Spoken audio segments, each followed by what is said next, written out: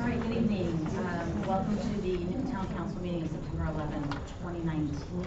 Please stand. Before we do the pledge, I'd like to have a moment of silence in remembrance of the tragic events of September 11, 2001. Today we remember and we honor the victims in the fields in Somerset County, Pennsylvania, the Pentagon in Washington, D.C., the World Trade Center in New York City. But we also remember the first responders and others that have died since that fateful day 18 years ago.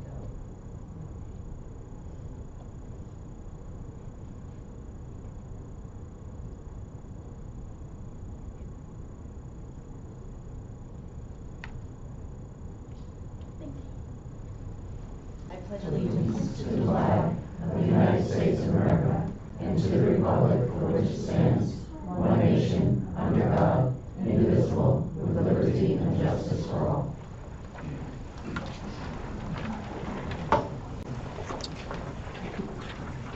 I also want to say thank you to our law enforcement, all of our first responders, and others throughout the county that this evening had our annual remembrance ceremony up at the county 9/11 monument at Sussex County Community College. I know many are still up there, and a few of the council members were able to attend tonight as well. So we will never forget, that is for sure. Lorraine, if you could do the roll call. Mr. Dixon? Here. Mrs. Diglio? Here. Mr. Flynn? Here. Mr. Schlaffer? Here. Mayor LaFois? Here. In accordance with the Open Public Meetings Act, notice of this regular meeting was given to the 2 newspapers of record and posted on the official bulletin board on January 4th, 2019. Thank you. Is my microphone not on? It's on. I've turned it louder. Okay, is that better? Okay, thank you. All right, in your packets this last week, you received the minutes for the August 5th regular meeting, as well as the August 5th executive meeting and the August 26th special meeting. I know that changes and revisions were already previously submitted, but were there any others to be added, changed? No. Okay, so do I have a motion for those minutes? I will make a motion to approve the minutes of August 5th, both the regular and executive meeting, and August 26th, the special meeting. I'll second that motion. I have a motion by Councilwoman Diglio, a second by Deputy Mayor Flynn for the August 5th regular and executive meeting, as well as the August 26th special meeting. Roll call vote, please. Mr. Dixon? Yes. Mrs. Diglio? Yes. Mr. Flynn? Yes. Mr. Schlaffer? Yes. Mayor LaFois? Yes. Okay, at this point in the meeting, the Town Council welcomes comments from any member of the public on any topic to help facilitate an orderly meeting and to permit the opportunity for anyone who wishes to be heard. Speakers are asked to take one turn at the microphone, and please limit their comments to 5 minutes. The clerk will keep time. If reading from a prepared statement, please provide a copy and email a copy to the clerk's office after making your comments, so it may be properly reflected in the minutes. Council may choose to comment after the entire public portion has concluded. As we typically do, I'll just remind everyone that we also have a second public portion of the meeting, which will allow for additional questions or comments, certainly after the presentations and other business is done. At this time, do we have any comments from the public?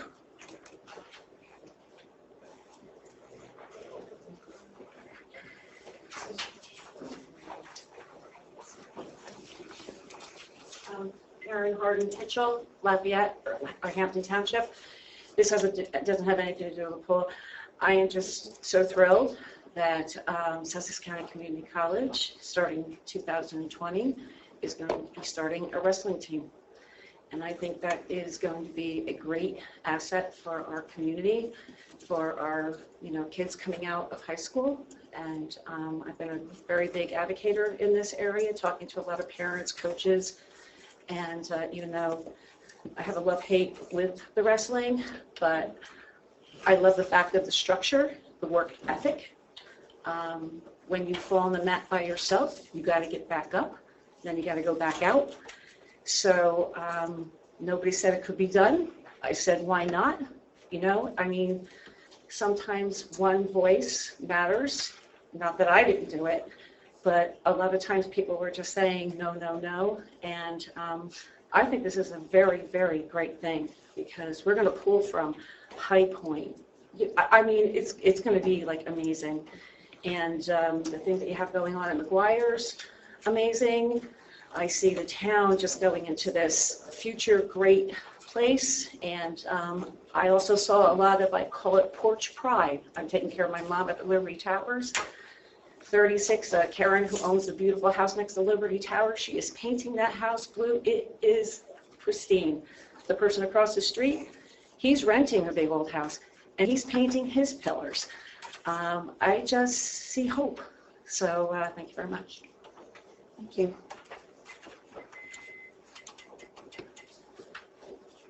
Any other, okay.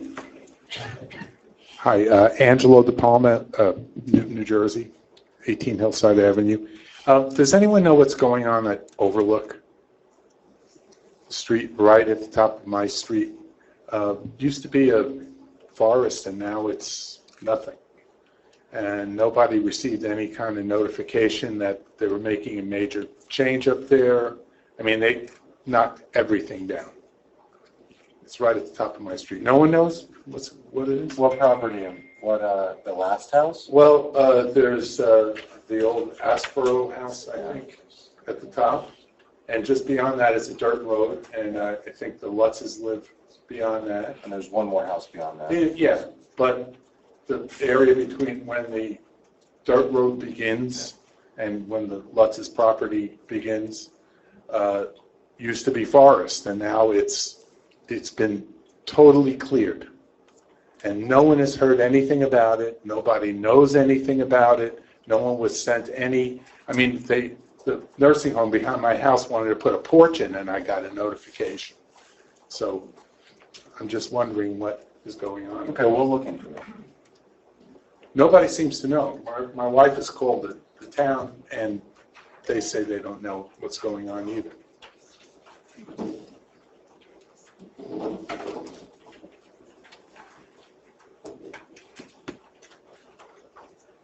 Any other public comments at this time? Yes, Maureen Snellen, Plainfield Ave. I just have a question because there seems to be some confusion amongst the community as to when Mr. Russo's contract is up. Some believe it's December of this year. Some people think it's several years from now. If I could have an answer on that, I'd appreciate it. Thank you.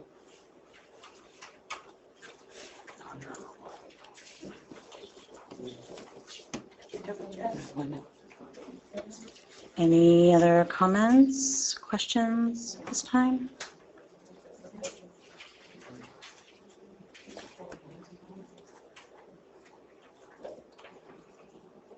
Anybody? Okay.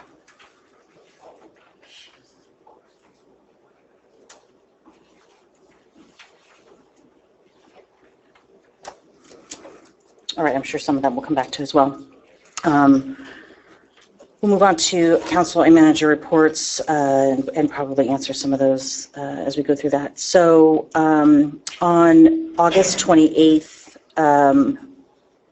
we meaning the town, the police department, the New Jersey State Police, the fire department, welcomed home Sergeant Charles Ream, who lives over on Pine Street. And we were contacted by the Warriors Watch Riders of Northern New Jersey, which is a motorcycle club that escorts soldiers home when they're coming back from being deployed. And it was really amazing to be part of that. Sergeant Ream was coming back from his second deployment, which is extraordinary in and of itself. He had 2 tours in Afghanistan, but we also learned in the process that his brother Colin is currently deployed with the Navy, that his mother is retired from the Army, his father is retired from the Air Force. So we're talking about a family truly of service, and they were overwhelmed to be welcomed back home into their Newton community, escorted in by the motorcycle club from the airport, but then picked up by the state police, and then coming into town, welcomed by our police department, our fire department. So it was special to be part of that. I know Andover also welcomed home a veteran as well. So I just thought, these are some of the things that everybody doesn't always know what's going on, but for those of you on Pine Street on August 28th, you certainly knew what was going on because there was a lot of fanfare, as there should have been. But just wanted to share that happened a couple weeks ago. On Monday night was a Taste of Newton, which we had wonderful weather this year. And thanks to the chamber and all of the staff from the municipality that volunteered at that event. I know Sandy will report out on that a little bit more in terms of details of the event with her comments. Yesterday was the ribbon cutting for the Atlantic Mobile Health opening up across the street from the hospital. Tomorrow, the town of Newton will be recognized by Trans Options with a silver award through the Safe Routes to School recognition program, and this is around our efforts in creating a safer walking and biking environment for our students. The town of Newton has received this award in the past. There's a breakfast down in Randolph tomorrow morning, and we will happily be receiving that recognition once again, and are always proud to participate in that grant process. Certainly it's our police department that helps to execute that. This coming weekend is Sussex County Day at the fairgrounds. I believe there was an appeal for volunteers, so hopefully lots of folks are attending Sussex County Day. I think it goes from 12 to 5, but if you're looking for a volunteer opportunity, it looks like there are lots of opportunities to volunteer in lots of different ways. And I think Councilwoman Diglio got asked to help participate in that as well, right? Lots of other things going around in town that I know others of you covered in my medical absence throughout the month of August, so I appreciate all of that support as well. Deputy Mayor Flynn? I have nothing at this time. And Councilwoman Diglio? Okay. As you stated, Monday was the Taste of Newton, and turned out to be a very enjoyable night. The weather actually cooperated as compared to last year when we were forced to have it up at the fairgrounds. Thank you. And there were 19 restaurants that were originally scheduled to be there. 16 actually were there. There was quite the crowd, and I have to say it was fairly successful. Bristol Glen was the winner of the Chef's Award for the first time. So we were pleased with that. It's actually on the Chamber page. So if anyone feels like looking up the Greater Newton Chamber of Commerce webpage, you'll find that there. And that's pretty much what I have to report on that. The next major event that's coming up will be the Fall Festival. That will be, I believe, October 13th. Thank you. And then that's a Sunday. And then after that will be the Holiday Parade, which will be November 30th. It's late this year because Thanksgiving is late this year. And plans for the Holiday Parade will be started as of tomorrow, actually. This evening, both myself and Matt attended the 9/11 service at the college. And as always, it was a very beautiful service. We had to leave early to be here. But I always love being there to remember all those that fell during that day and those that fell afterwards because of the illnesses that they suffered because of that day. So keep them in your prayers, please. And that's pretty much what I have to say. Councilman Schaffer? Nothing for me at this time. Councilman Dixon? Alrighty, just a brief update on some Board of Ed stuff. They had 2 meetings since we last met. At the August 27th meeting, they recognized Thor Labs for all the contributions they've made, specifically during the 2018-2019 school year. A couple of them were Newton High School robotics, wrestling, theater programs, and they subsidized mental and behavioral health services with $50,000 over 3 years. So Thor Labs being a good neighbor, as always. A presentation was made also by Ian Hockley, whose 6-year-old autistic son was killed during the mass shooting at Sandy Hook School, about a program called Dylan's Wingman. The program is a youth leadership program that develops social and emotional skills through team bonding and trust-building activities. The program inspires children to be more empathetic, courageous, and inclusive young leaders. Mark your calendars. October 3rd will be the Newton Public Schools' second Family and Community Connection event. The spring event was successful, bringing over 200 parents and more than 30 partners to provide information about services for the families. Children are welcome as there'll be numerous kid-friendly activities. The event's at Newton High School from 6 to 8, and that's on October 3rd. I also attended the Taste of Newton on Monday and was very thankful that the weather cooperated this year and it was able to be held outside on Spring Street. It was a fantastic showcase from the various different eateries in and around Newton. Thanks to the Greater Newton Chamber of Commerce for all the work they do putting together this event. I also want to thank our police department. They do a lot of work with the traffic control. They put up the signs, the first aid squad for providing an ambulance during the event, and the DPW for all your work, not only with the setup, but the cleanup of the event, and during the event, making sure all the trash cans were emptied. I saw a lot of running around. So it was a total team effort, and it was great to see. As Councilwoman Diglio pointed out, we attended the 9/11 ceremony prior to coming to the meeting tonight. It was good to see such a good turnout, a lot of younger kids in the audience. It was a poignant and somber event to honor those we lost as a result of the acts perpetrated on that day. May we never forget that day, and never forget the resolve and unity that America showed in the aftermath. And lastly, I just wanted to, I noticed the freeholders tonight on their meeting, they have a resolution on the agenda supporting the Town of Newton's application for the Small Cities Community Development Block Grant. So I just wanted to thank the board for their support in our efforts of attaining the grant on a project that would be so beneficial to our community. And that's all I have. And that was in response to the 826 special meeting that Yes. we had. So that's right on time for completion of the application. Mr. Russo? Sure, a few items. Mr. De Palma, I'll look into that overlook issue for you. The cleared trees, Maureen, my contract is December 31st this year. And I too want to extend prayers to the families impacted by 9/11. I was an elected official at that time in Parsippany, and I remember visiting with the families that lost people that day, and that was very difficult to sit with them that day. So prayers to the families. Taste of Newton was great. Kudos to the staff and volunteers, Chamber. That was really a great event. Had a good time. A lot of happy people, some new restaurants, but a great vibe for everybody. And kind of along that note, so one of the things we've been working on in the marketing under community development, we're working on a video project. We thought it important to showcase the great things that are going on in the town. The first video project was Newton Day this year, and I have that video for tonight to launch that. We also thought it important to use the technology, since everybody's using video now, to talk about the businesses in town. So the first 4 businesses that we're highlighting will be Mi Rancho, which will be September 25th, J. Caldwell and Associates, Town Planner, on October 10th. Hayeks will be November 7th, and around December 4th will be the bookstore Black Dog. So, the goal is to get more businesses in town. We want people to see, entrepreneurs that are successful, what it took for them to open their business, how business friendly the town is, to work with them as a partner. And those are the first of hopefully many more videos that we will do coming in 2020.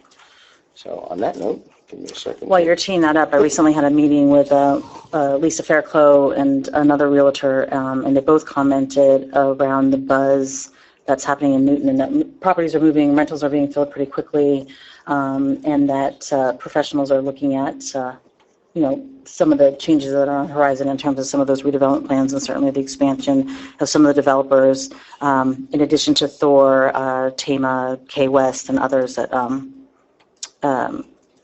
Dykstra and others that have projects that are all going on. So that's all good news. Thank you for answering Mr. De Palma and Ms. Snell's question. And then in just response to Ms. Kitchell, I actually had a call with Dr. Connolly last Friday night, and he too is also very excited about some of the new projects happening at SCCC. So, and I know that they've been growing the sports program for a number of years, and have been adding activities and programs as the popularity and other requests have come, and then certainly the support financially from sponsors. So. Just a couple other items on that note. We started an influencer program with the schools. A lot of great support from the college and from the high school, so most of you are familiar with this, but there's a lot of people on social media that are influencers. They're either paid or unpaid, but they tend to have a lot of followers, and they drive traffic to different businesses or websites. So I came up with a proposal to reach out to the high school students and the college students. We have thousands of students in this town that are very social media savvy, so whether it's Facebook or Twitter or Instagram, Snapchat, TikTok, or any of the newer platforms, I want to leverage those individuals to talk about the town of Newton, so we're reaching out to the students. It's a great resume builder for them. It's free labor for us and volunteers, but it really helps us spread the word to a much younger demographic, because peers listen to peers, right? So the students will listen to the social media influencers that are of their generation. So I wanted to make an announcement about that, because that's in partnership with the school district and the college. And then the other event, the Flags of Honor, Thank you. which I know we've mentioned before, but we have an event in Bernards Township where I was on the township committee called Fields of Honor, and at the municipal building, they put flags that you can purchase for $30 with donations going to the Veterans Organization, but it's in recognition of somebody who currently serves in the military or somebody who's passed on, or really anybody who has done military service. So I brought the program here, changed the name to Flags of Honor. So if you do the $30 payment, you get a lapel pin that commemorates the 2019. The mayor's going to speak. The event's going to be Saturday, November 9th. Midday, so please, I know that's the same day as the rabies clinic, which is in the morning. So after you get your rabies for your dog, you can come to the service here, and we'll have presentations. We'll have representatives from military organizations, elected officials, and then we'll have a reception here for the veterans, food and beverages and things. So, you know. And Tom, that is not a fundraiser for us. That $30 is actually going to support veterans programs at Community of Hope. Right, it goes right to the nonprofit. They're located in Parsippany. They do great work for veterans. And they cover all of northern New Jersey. Right, they're great. So I just thought it was a nice thing to bring to the town. So those two programs, Influencer and Flags of Honor. And without further ado, launch our Newton Day video. I hope you all enjoy it. You know, and I know we're going to talk about the pool in a little bit, but this video really showcases the people in the town, I think, really well. And I think the future business videos will do the same. So without further ado.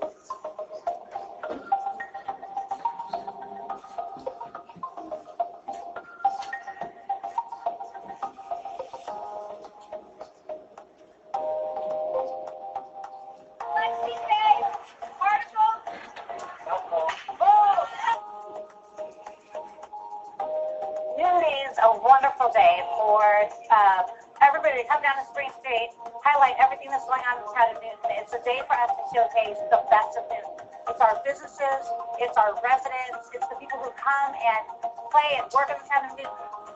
The vendors that are out here love to interact with everybody that's on the street. So many activities, family friendly.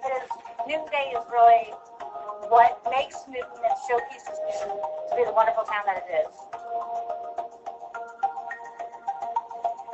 Newton Day is a great event. It brings out a lot of people. You get to do a lot of networking, meet people maybe you haven't seen. This year we have 70 vendors on the street. And people are just out here having a great time, having a lot of fun.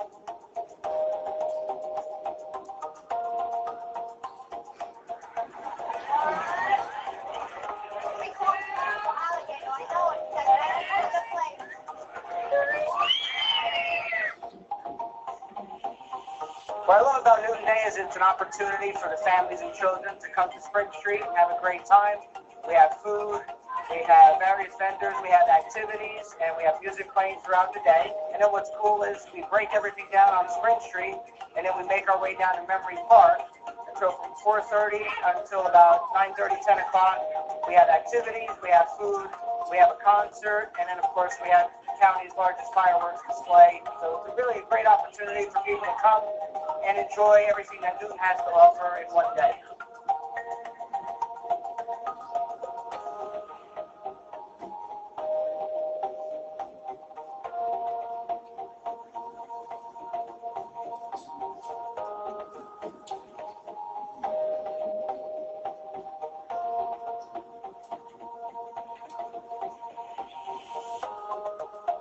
We love our town. We just love to see changes happening, and they're good ones happening now. We're really thrilled about it. Newton is great because it has such strong character.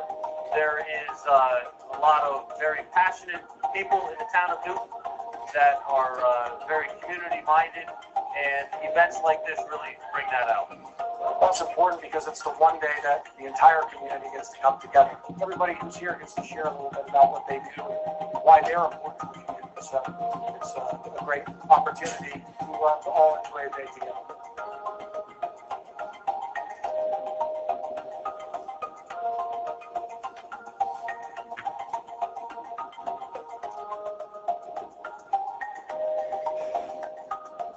That's Chris.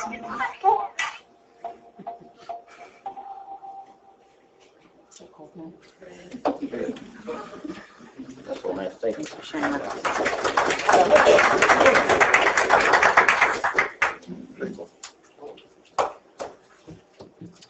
All right. so let's get into our presentation for this evening. We have Suburban Consulting Engineers and SESI Consulting Engineers to give us an update on what's been going on with the pool. And so we'll welcome you. And then, Tom, if you'd like to, Sure. as you're making your way out, Yeah, John, do you want to go over with Ursula?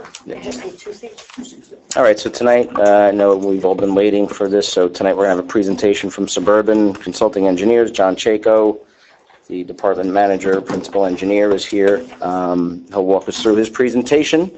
On the website, we've posted the engineers' estimates for their part of the project going forward, and a copy of the analysis that SESI did on the concrete. So those two things will either on the website. Currently, Terry was working on it before, so they're either on now, they'll be on in the morning.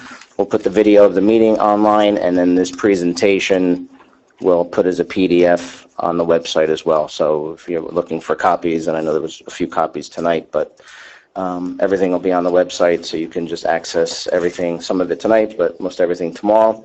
So John's going to walk through his presentation. I'll run it on the computer here. Basically, we're looking to present their findings on all of the engineering that has been done the past few months, the concrete analysis. We're looking to present 3 options to the council, kind of a basic option, a middle option, and then a larger option. And we're hoping that the council can give staff direction this evening. As I had said, Dawn and I have been working together on the funding, so the down payment we're pretty secure on, depending on which option the council chooses. So we have the down payment ready to go. We can put that into motion. Our purchasing agent is ready to work on bid specs with Suburban staff, and the goal is to hopefully open the pool 2020. And we can talk about that later on once the council decides which option, and then I can talk about timing and some of the funding and some of the other things that we're working on. So if that's all right. John, it's all yours. Good evening, Mayor. Good evening, Council. Tom, I think you pretty much said everything, so... You're not off the hook, that. No. Go ahead, nice try. Yes, I'm the project manager for Suburban on this project. I'm the department manager for our municipal group. So I'm going to walk you through our study the past few months, as Tom mentioned. We'll talk about what we've discovered, what we've assessed, and where we want to go from here, some of the options Tom described. But to start, I'll take you through a little bit of, so some of the players here. And if you could go to the next slide, Tom.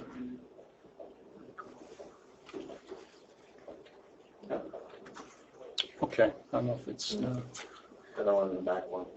It's not cut off on the back. Yeah, it's not. Okay. So our project team consisted of local engineers. Suburban, we're Flanders based. We also... I'm sorry.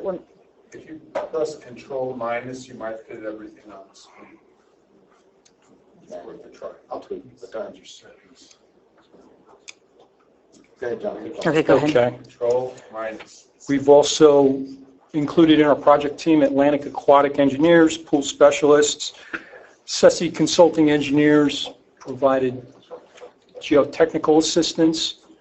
They're actually contracted separately with the town on this project, but we nonetheless we work together as part of the coordination efforts.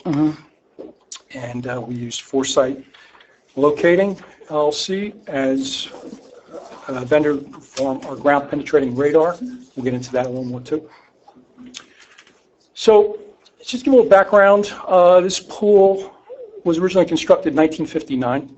What you see there is the original bid document that came through from Bradford Construction, $32,000, $915 with all options, I believe. That's what it came to. And this was from a funding donation by Harry Jones, who is instrumental as a Grand Union Store founder. So very nice donation. I believe the original donation had up to $40,000. So nice budgeting. You got it under budget. And that's about all we know until we get to 2005. We didn't have original contract plans available for our investigation, but when 2005 occurred, there was some extensive renovations performed, and this was done by Wade Associates. As far as the engineering plans, this involved changes to the wading pool, lane line configurations, as you see up here, and there was some structural repairs and recirculating piping. It seemed to serve well up until 2014. A replastering contract was awarded, and there's been subsequent repairs resulting since from that point forward. 2019, pool season closed due to the concerns, and the town brought us on for assessment investigation to determine the ultimate viability of this structure. One of our many photos, but this is, you can go on, Tom, next photo. So we started with a data collection process here. And we took a very methodical approach, starting with initial survey and pool inspection, and one step kind of led to the others, as you'll see as we go in here. But we used a technique called LiDAR scanning, which basically creates a point cloud, a very tight accuracy. As you can see in the far right, top right corner image, that's one of the survey scans, just an orientation of the scan as opposed to an actual Google aerial image. So you're seeing very good representation what's out there. Elevation, any data within that upper pool complex can be obtained. It's cost effective from our standpoint. We had to do many setups. It basically scans an area of about 60 feet in diameter. So we do multiple setups to come up with the resulting elevation data. We use this data to support some of the various investigations that we did. You can see in the lower left that's an example of kind of an elevation differences, as you can see within the pool, being from very shallow towards the deeper end. You'd also, and Tom, if you can go to some of the next slides, just some different ways of utilizing this data. Essentially, it's a picture, but it's all elevation data. It's 3D coordinate values. You can go to the next photo 2 times. Just more images, more ways to look at this data. And going forward, so we've got good sound data to work with. This can be used as part of the effort going forward. So it's good use of, efficient use of expenditures. So our next effort was the actual formal pool inspection. This was in April 2019 by our sub-consultant Atlantic Aquatic. So what was observed typically here is, and some of these pictures are going to point to it, the disrepair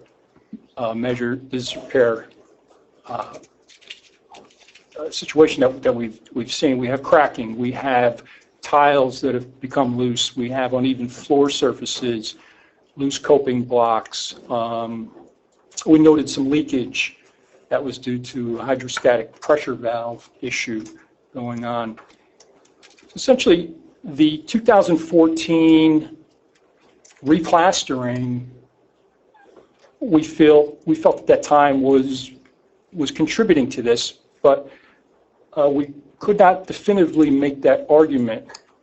What we had essentially was reasons why this deformation, why these cracking, why the surface was coming loose years before it should. So we looked at the next step, and actually, Tom, if you go to some of the next slide, we'll talk to some of the other descriptions of, so you can see uneven surface, you can see bubbling on the bottom, you can see cracking. So along from the pool, we have a pavilion, we have a nice grass area, we have some other features here. The wading pool is actually in very good condition. However, it takes up a large portion of the space in comparison to the rest of the facility, so we noted that. You know, the deep end design that is based on the original construction is outdated at this point. From a use standpoint, it doesn't maximize activity. That's one of the things we noted. More current pool design, new pool design would not include a deep end like that. It'd be shallower areas.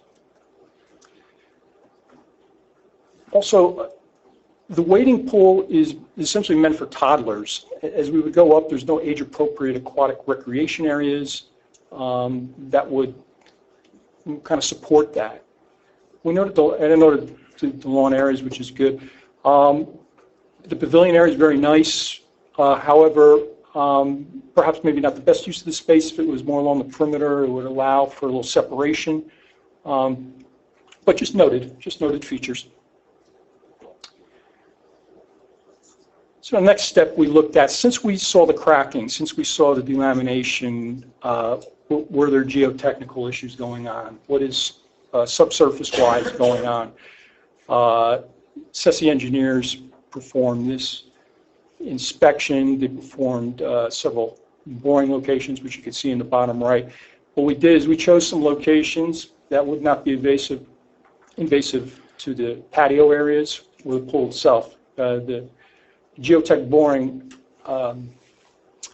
sampling that we did is not something that could be done within the pool itself. This is in the perimeter. So we worked within the grass areas and took one right along the pavement area. We did note high groundwater levels, which we suspected based on, for one, the hydrostatic pressure of the water coming up into this pool. It was noted at the time that apparently the pool has been drained during the winter months. That is not recommended for reasons to avoid potential freeze-thaw characteristics. The next step we saw from this study was that evaluation of a concrete structure appeared a necessary next step. We knew we had alligator cracking. The soil sampling is actually very sound here, what we've seen. It's a shale, slate soil subsystem here, which is consistent with the characteristics of this area. Nothing to alleviate from that. So what we didn't know at this point in time was what is going on with the structure itself. At that point, that was not part of our original scope of services. We went back to the town. We said we thought this would be a prudent step. So we then decided what is the minimum amount of information we can obtain here to understand what this structure looks like. And to begin this operation, we performed ground penetrating radar, which was to identify any anomalies within the concrete shell.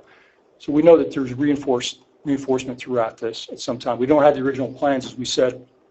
So this essentially was trying to recreate what's in the ground here. What we wanted to do was take concrete cores in the best possible locations to avoid any disruption of steel. We want to keep this thing intact the best we could. So we ended up finding out we had 6-inch spacing steel.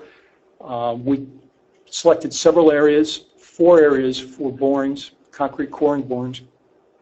And we set this up within the ground penetrating radar areas to understand that we would hopefully be missing steel, and which we were successful with. So the next step was understanding the samples that came back here, and quite frankly, they're very good samples.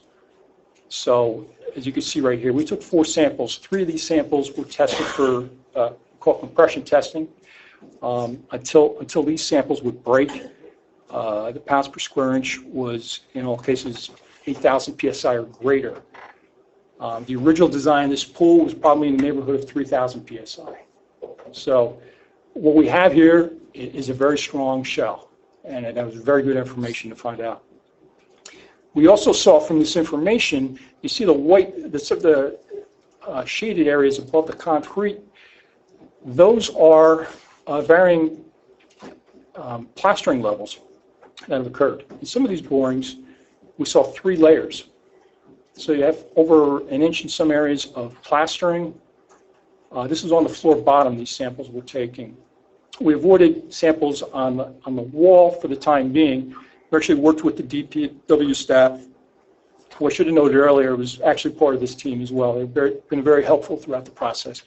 They did some chipping around the side walls to understand the thicknesses of the plastering, and those were 1.5 inch range. So those were kind of restricted to one layer. The flooring, as we noted, was more along the lines of 3 layers. So again, very useful information to know if we're going forward for any kind of work that's going to be removal. At this point, it's better to know that information now as opposed to experience this with a contractor who then discovers he's got over 1 inch thickness of plastering removal that he didn't plan for, and we get into change orders. So this is very important information. So with all this said, we're at the point where we could kind of look at some options here. So we know that we know at this point that we're relying on a sound structure. So we can replaster and reopen the pool if that's what is sought here. We don't see a reason why it couldn't. Again, the removal and the replastering cost ranges with engineering are going to be upwards of $200,000.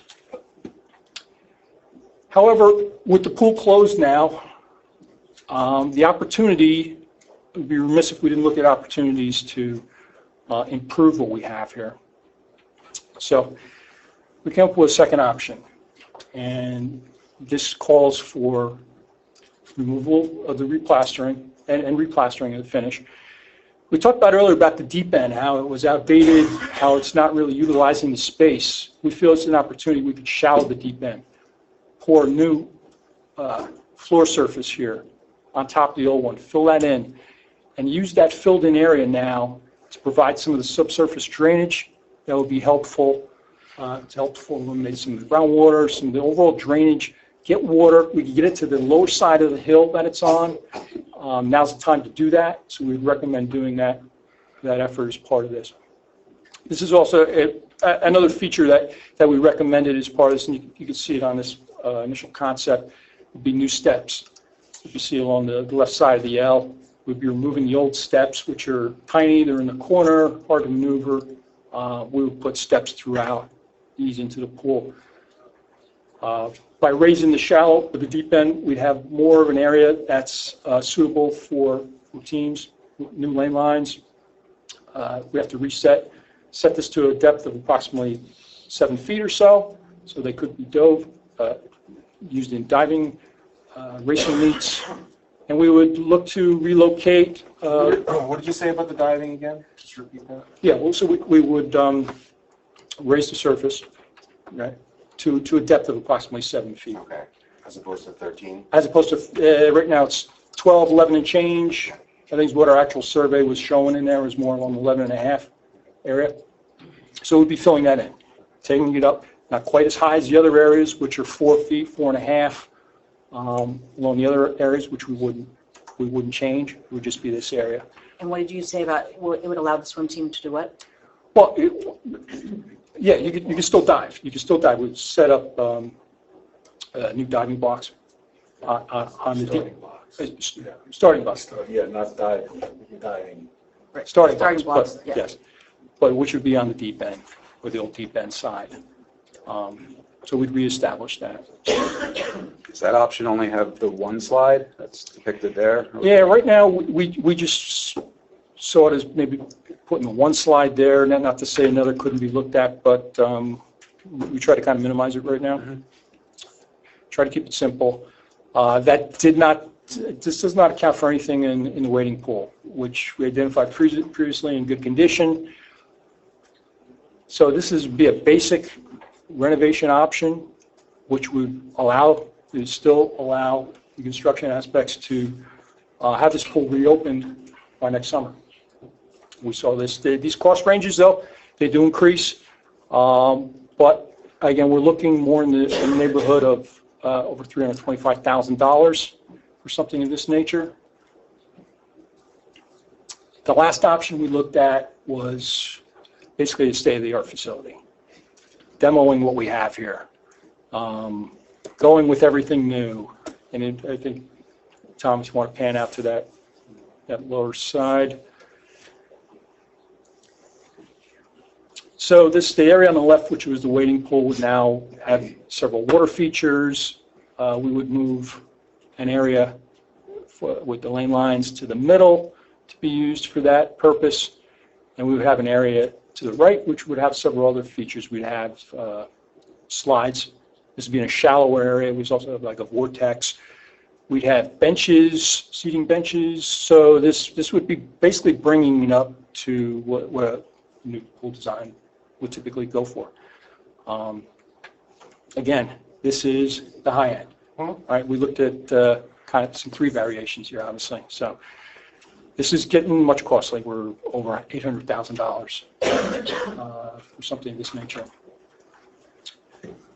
This option would not allow for a pool opening next year. We don't see this as any way that can be performed. So just to conclude,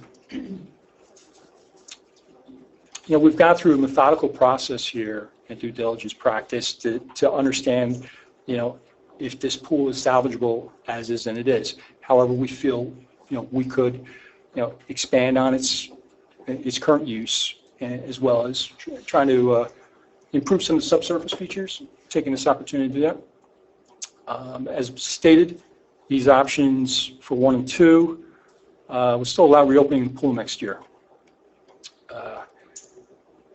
With the understanding that the documents would have to be out the door by end of year. I mean, this would have to be moving quickly. We'd have to get things hopefully awarded as soon as possible. Joe, you can probably talk a little bit more about this in your portion, but the timeline to get something completed by the summer, we'd have to be breaking ground here at the end of winter in March. We'd have to be moving forward with that kind of understanding. Lastly, we did look at the filtration system, the mechanical equipment. Everything seems to be in good working order here, and it's pretty up to date. So we didn't see any of that under consideration here as part of final modifications.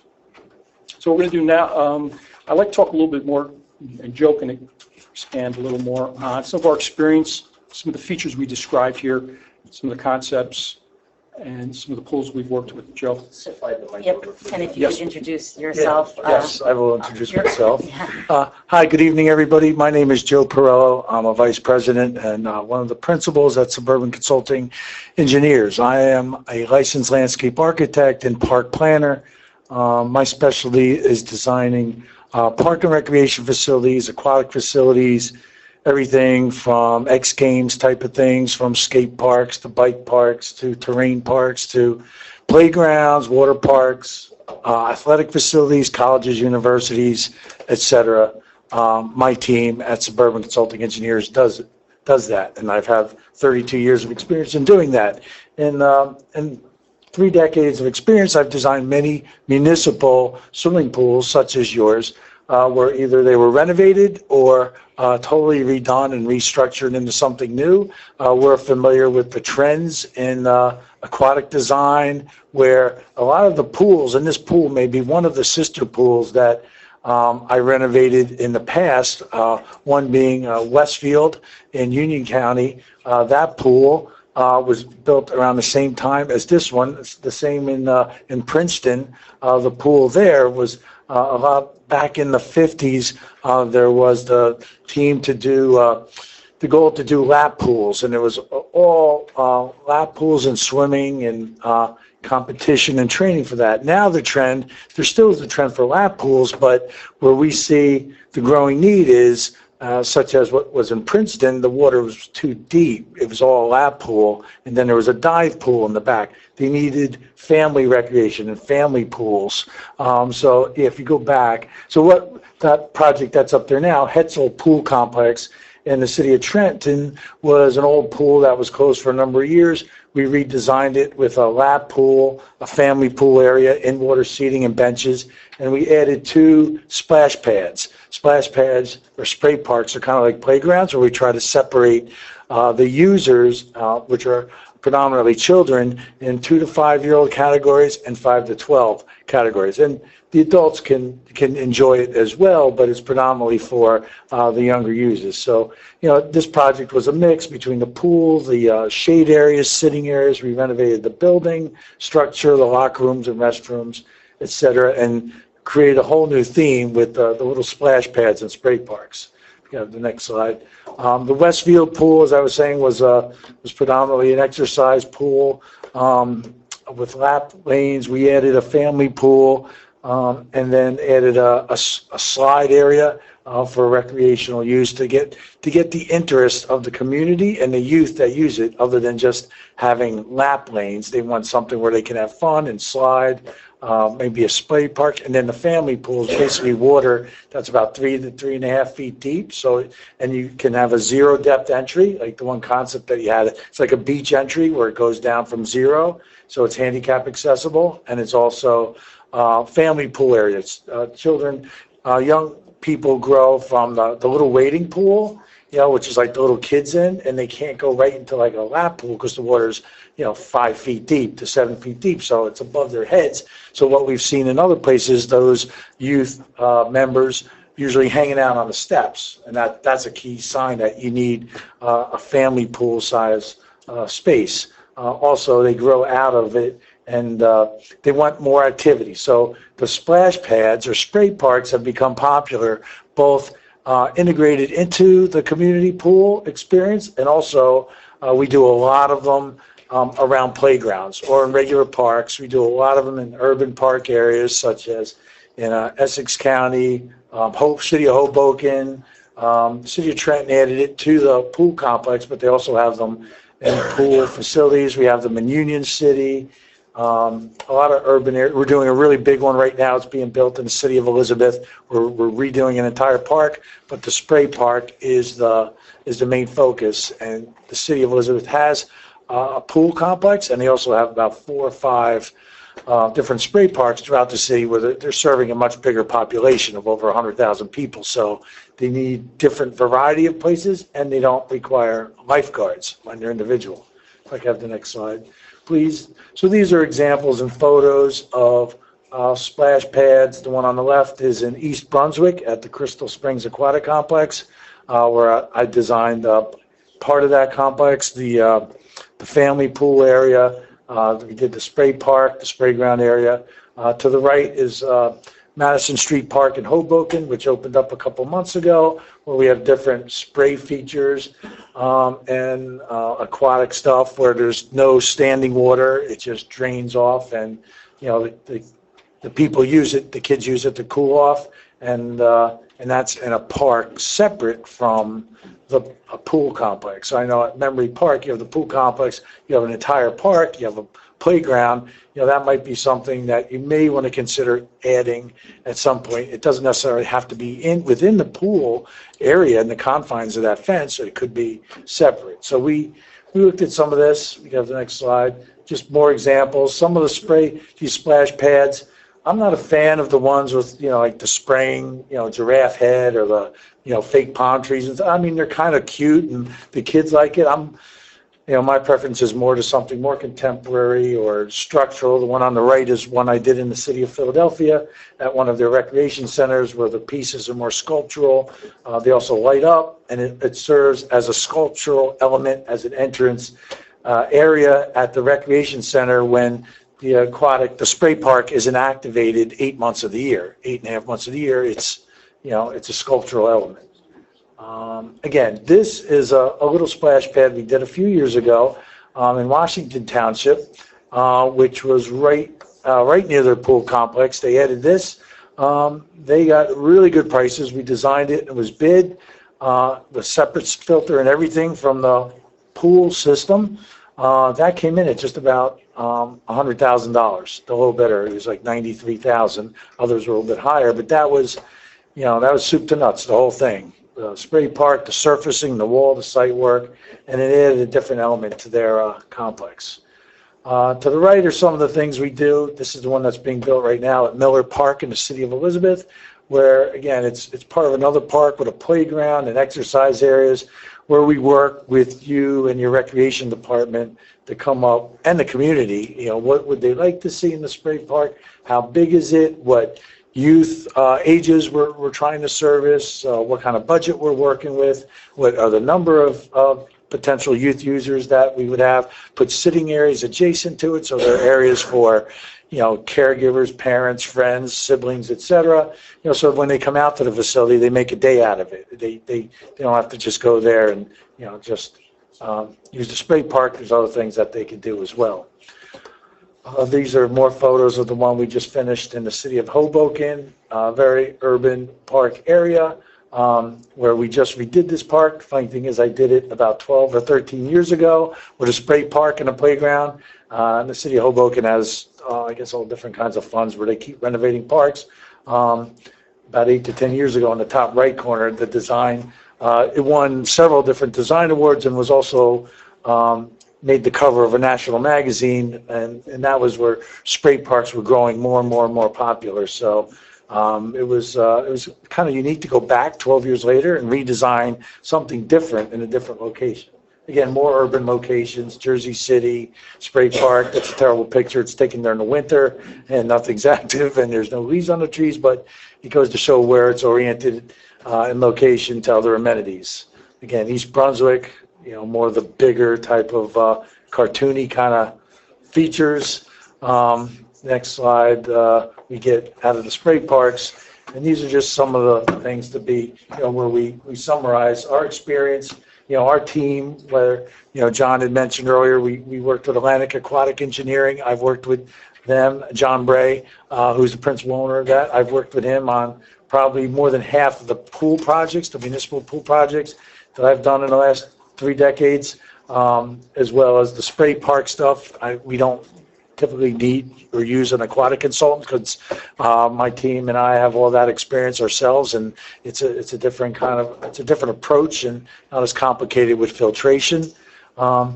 Again, our team, we bring a lot of experience together in a one-stop shop, very involved in parks and recreation, the trends in the industry, but most of all, it's not what we want or ideas we come up with.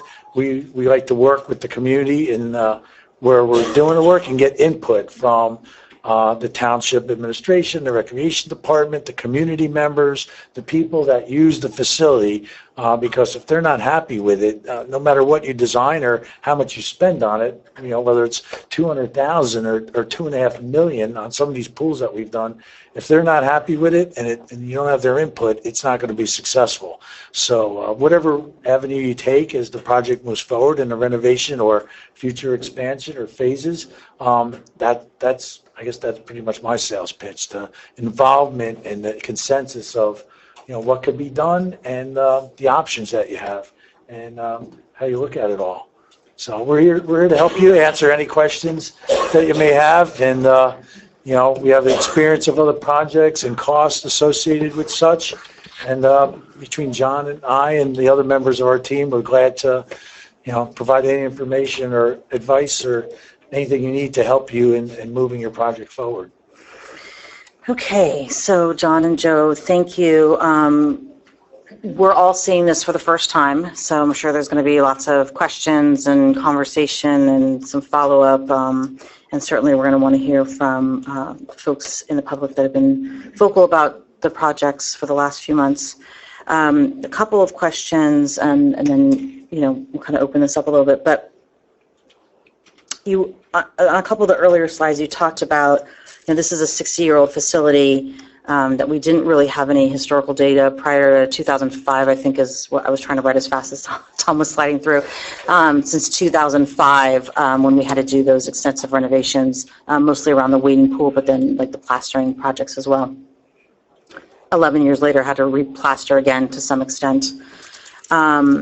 You noted, I think it's on the next slide, Tom, keep the slide where it says that the pool, we know that the children's wading pool seems to be in okay shape.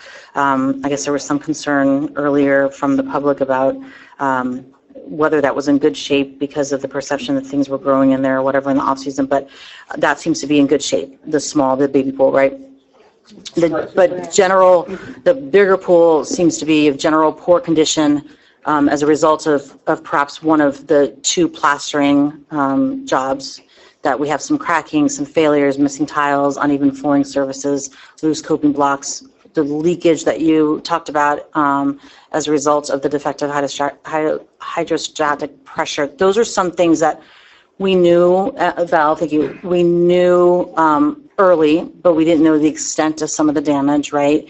And some of those things, I think that we had some assumptions about, which is where we came up possibly with some of those initial estimates of how much the work would be. So to fix all of that. So I just want to come back to the fact that you made a comment about now we have that historical data to inform us for decisions going forward, and that historical data didn't really exist.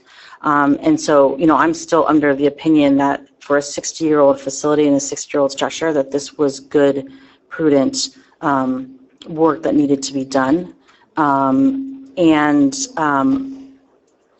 You know, there have been questions about the timeline, and based on what you outlined here, you know, some of the work then required other work to be done, which led to, you know, findings that either supported a hypothesis or asked additional questions.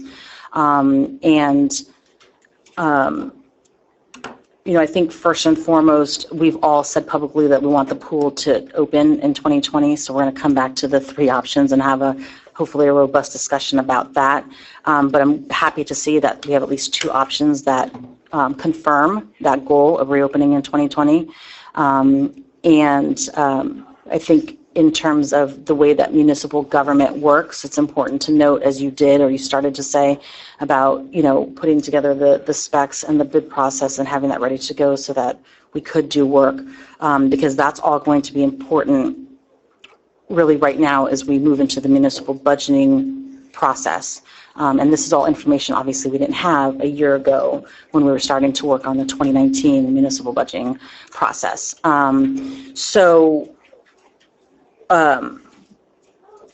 There are lots of users at the pool. You know, it's the swim team, it's the public in general, it's our seniors. We have people that use it for exercise, for recreation, as a meeting place for youth, and there's lots of different groups that use the pool for lots of different reasons. So I'm looking forward to kind of the conversation and certainly to hear from the public about, you know, what might be the most popular options. But just to recap, we have before us, council, we have to provide guidance tonight again to meet those the aggressive deadlines, particularly if it's option one and or two that we're looking at to get the pool open by next year. Option one, Tom, if you want to kind of go back to that slide, because I'm sure there will be more questions about that with the options. Yeah, there you go. Option one is the removal, replastering.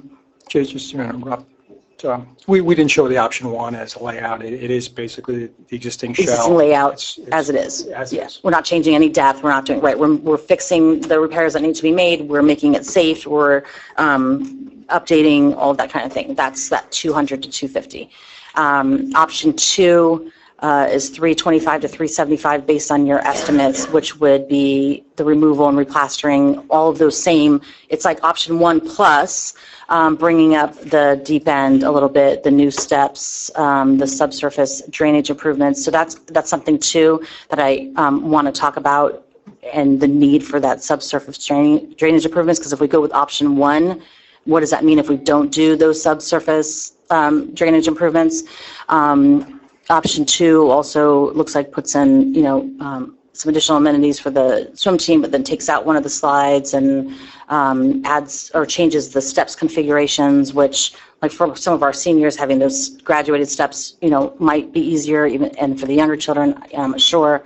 And then option three is certainly the luxury car option, and would be a completely different facility than we have now, and a lot more tax points, but certainly open to having that conversation as well, as I think about the cost implications. So let's kind of just, you know, talk out loud a little bit. I don't know, Tom, if you had some preliminary thoughts. I mean, you had a few more hours to look at this than we did, because we're all looking at this for the first time now. But Yeah, the only thing I wanted to mention, and you kind of hit on it, was when we had our meeting with Suburban and the deputy mayor was on the phone, we did spend a lot of time, we understand what the condition of the pool, and, it was thanks to the work that was done by Suburban and Ceci and the staff.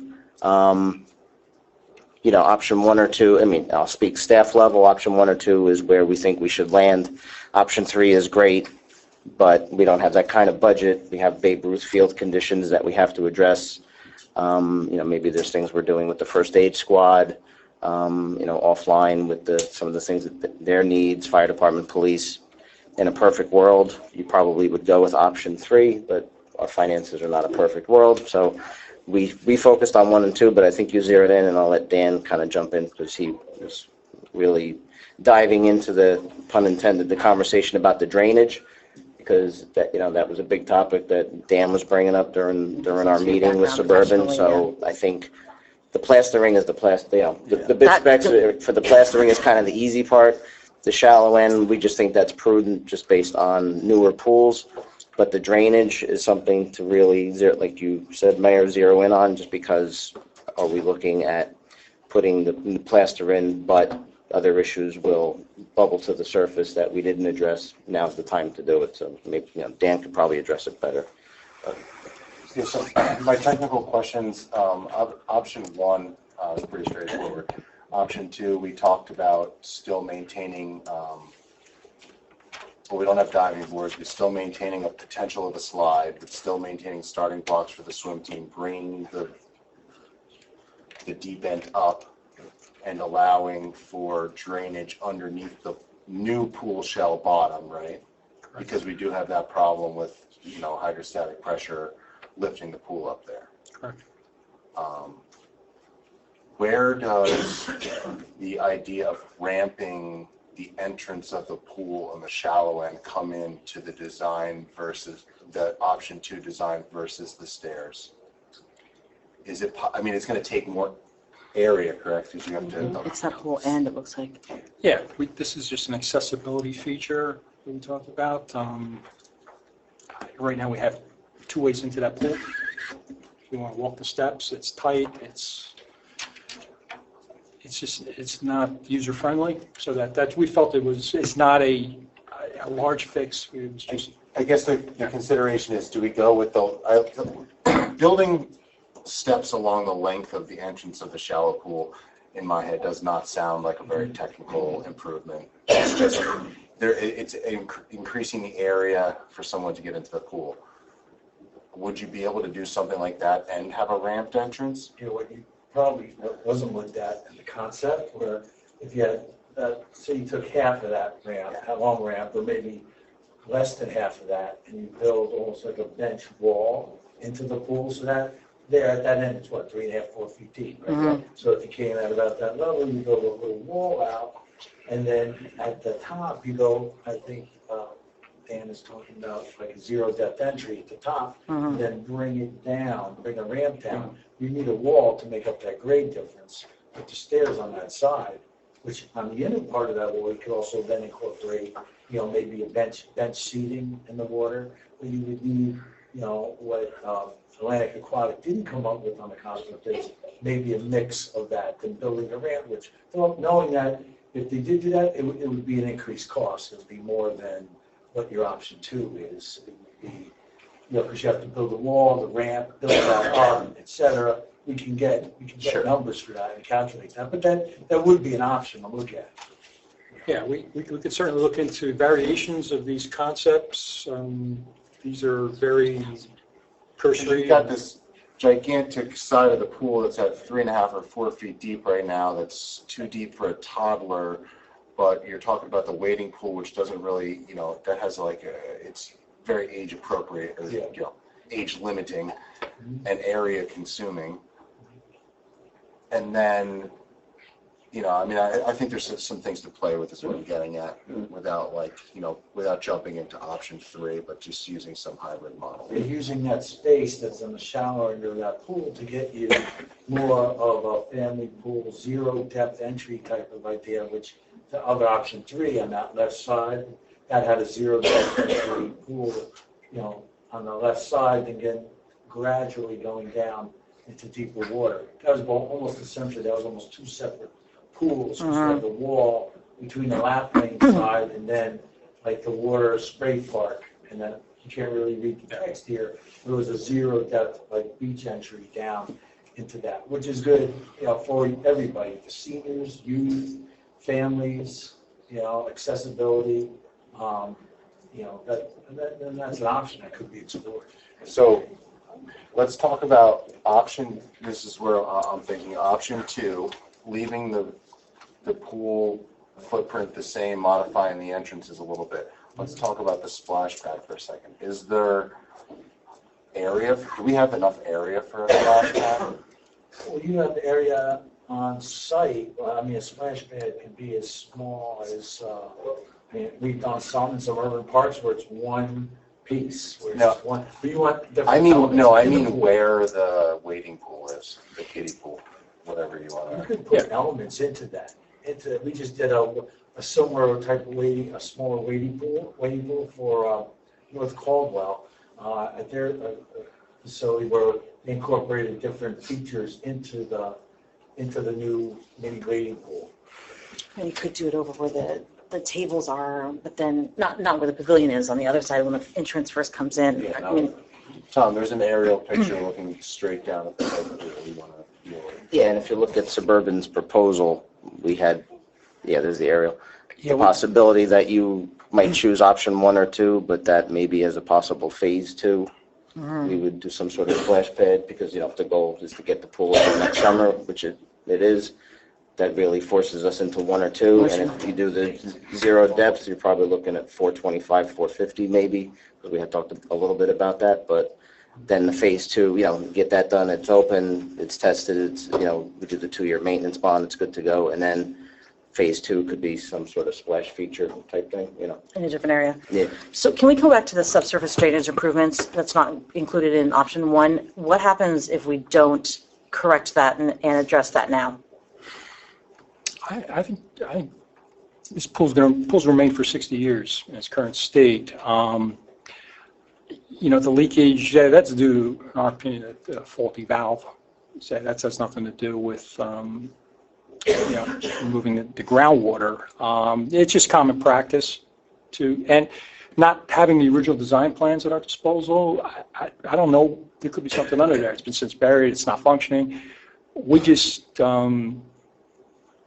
we would typically do that in a newer design. And the way we would approach that here is we would basically create holes in the existing bottom. We'd fill that in with stone up to the necessary depth that we want it to go, and then we provide those piping, that piping out of there. And we could look at ways so we wouldn't be totally destructive to the patio. We could use it kind of boring through from the other side. So the fact that we're filling it in, you're going to have that water in there. Now that water, if the pool is filled, it kind of balances each other and offsets, from a pressure standpoint. That's why the recommendation is to keep water in this pool at all times. We just feel it's going to get that excess water out. It's just going to help. It's really all we can say. And if that was a portion of the project that was delayed for whatever reason, financial reasons, whatever, the council and the community decided to go with option 1, if that was moved to a later date, would that be a project that then might result in a partial closing of a season because of the work that needs to be done? I'm not sure I fully understand. You saying option 1? Let's say we had to go with option 1, or the decision was made to go with option 1. That would not include the subsurface drainage improvements.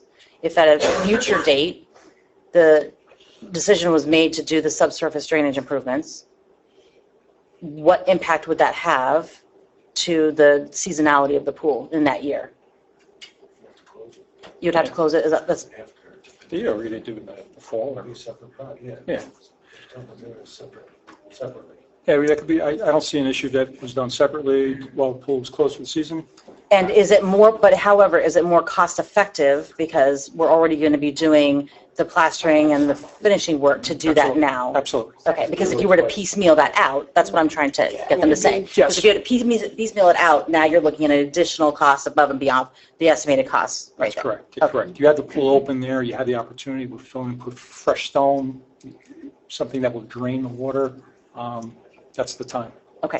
Dan, anything else? I mean, I'm just leaning towards option 2 with the, the improvements of the drainage, if we can run the numbers on the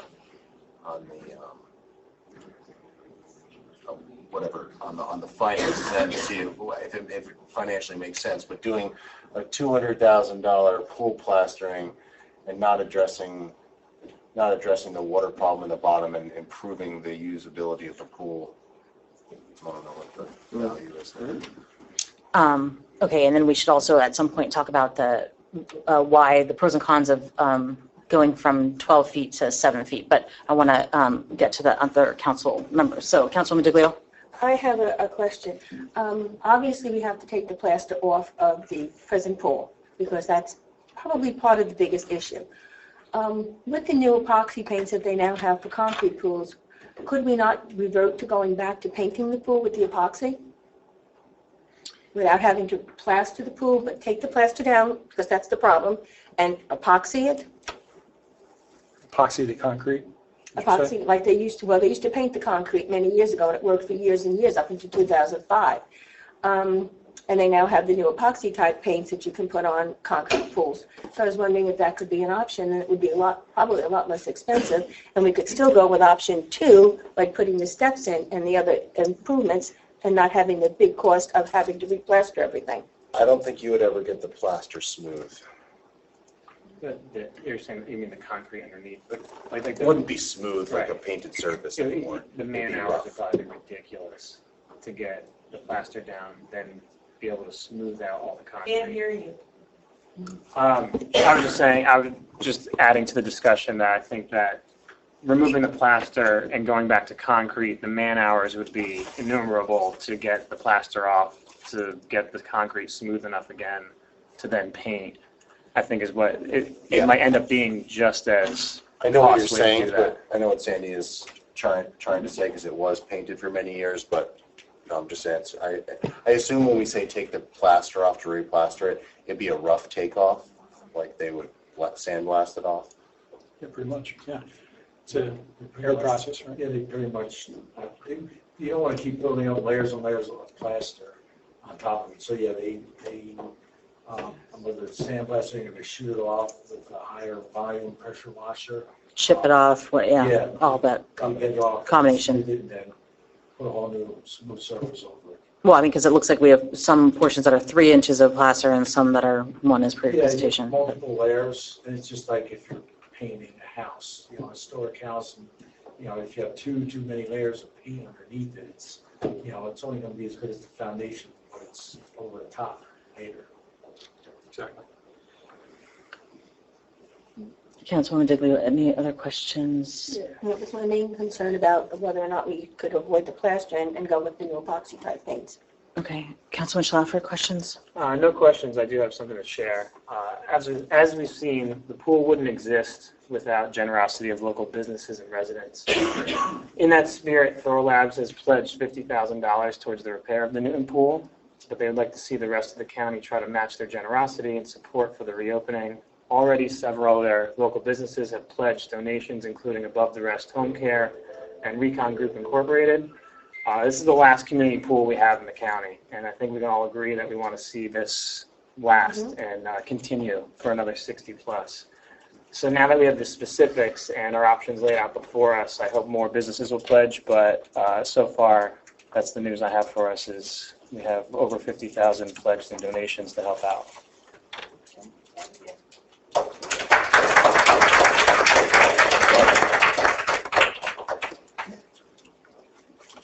The Thor Labs splash pad. Councilman Schlaffer, anything else? No, not for me. Councilman Dixon, questions?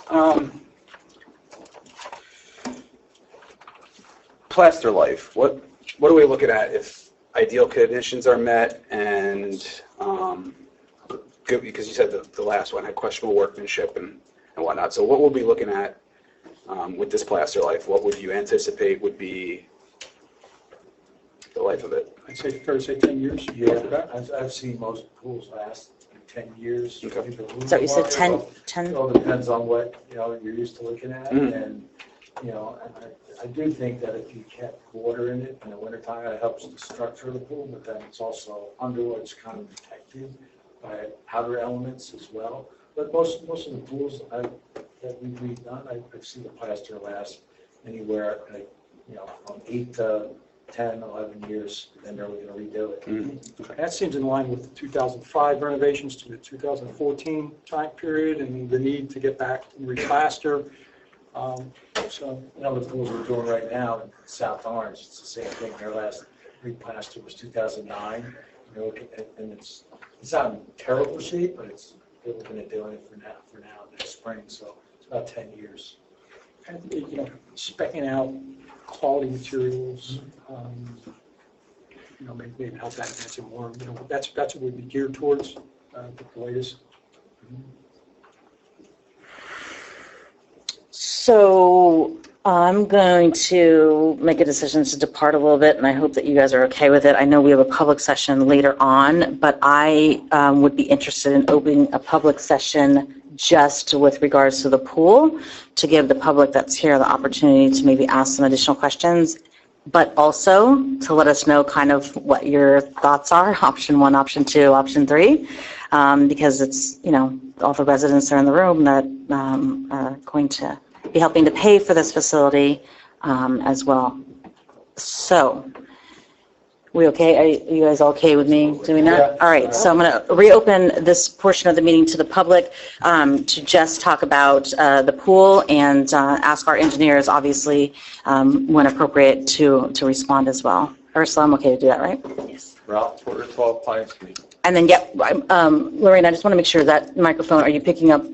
I am. Okay. Okay, my first question is, was there any cracks down in the structural concrete of the pool? We've heard some story that there's cracks in the concrete itself. Was there any or not? No. The 4 concrete cores that we took were in excellent shape. However, there's one last test that is still pending. It's a petrographic analysis. Then the next one is, what would it cost to get a liner put in there instead of plastering the whole thing? That's another way. For paint, scarify it and paint. Scarifying works very well. I've done a lot of scarifs over the years in construction. I'm for 4 years. Scarifying with BBs works very good. You don't want a perfectly flat surface anyway. You want something that's going to have your grip on to your feet. So if you scarified it and painted it, I think you save a lot of money that way there. I really do. And the other thing is, if you do anything, I hope you do it. If you do anything further along than just repairing like this, you have to make it ADA accessible. You have to do that. Thank you. Yeah, it's correct. It's one of the part of our investigation with ADA accessibility to the roads, to the bathhouse. That's something that could be looked at also. It's not something that we've noted. Yeah, that's a tough incline from... Yeah, it's a steep incline, so where people are parking or being dropped off, as well as, accessibility into the pool.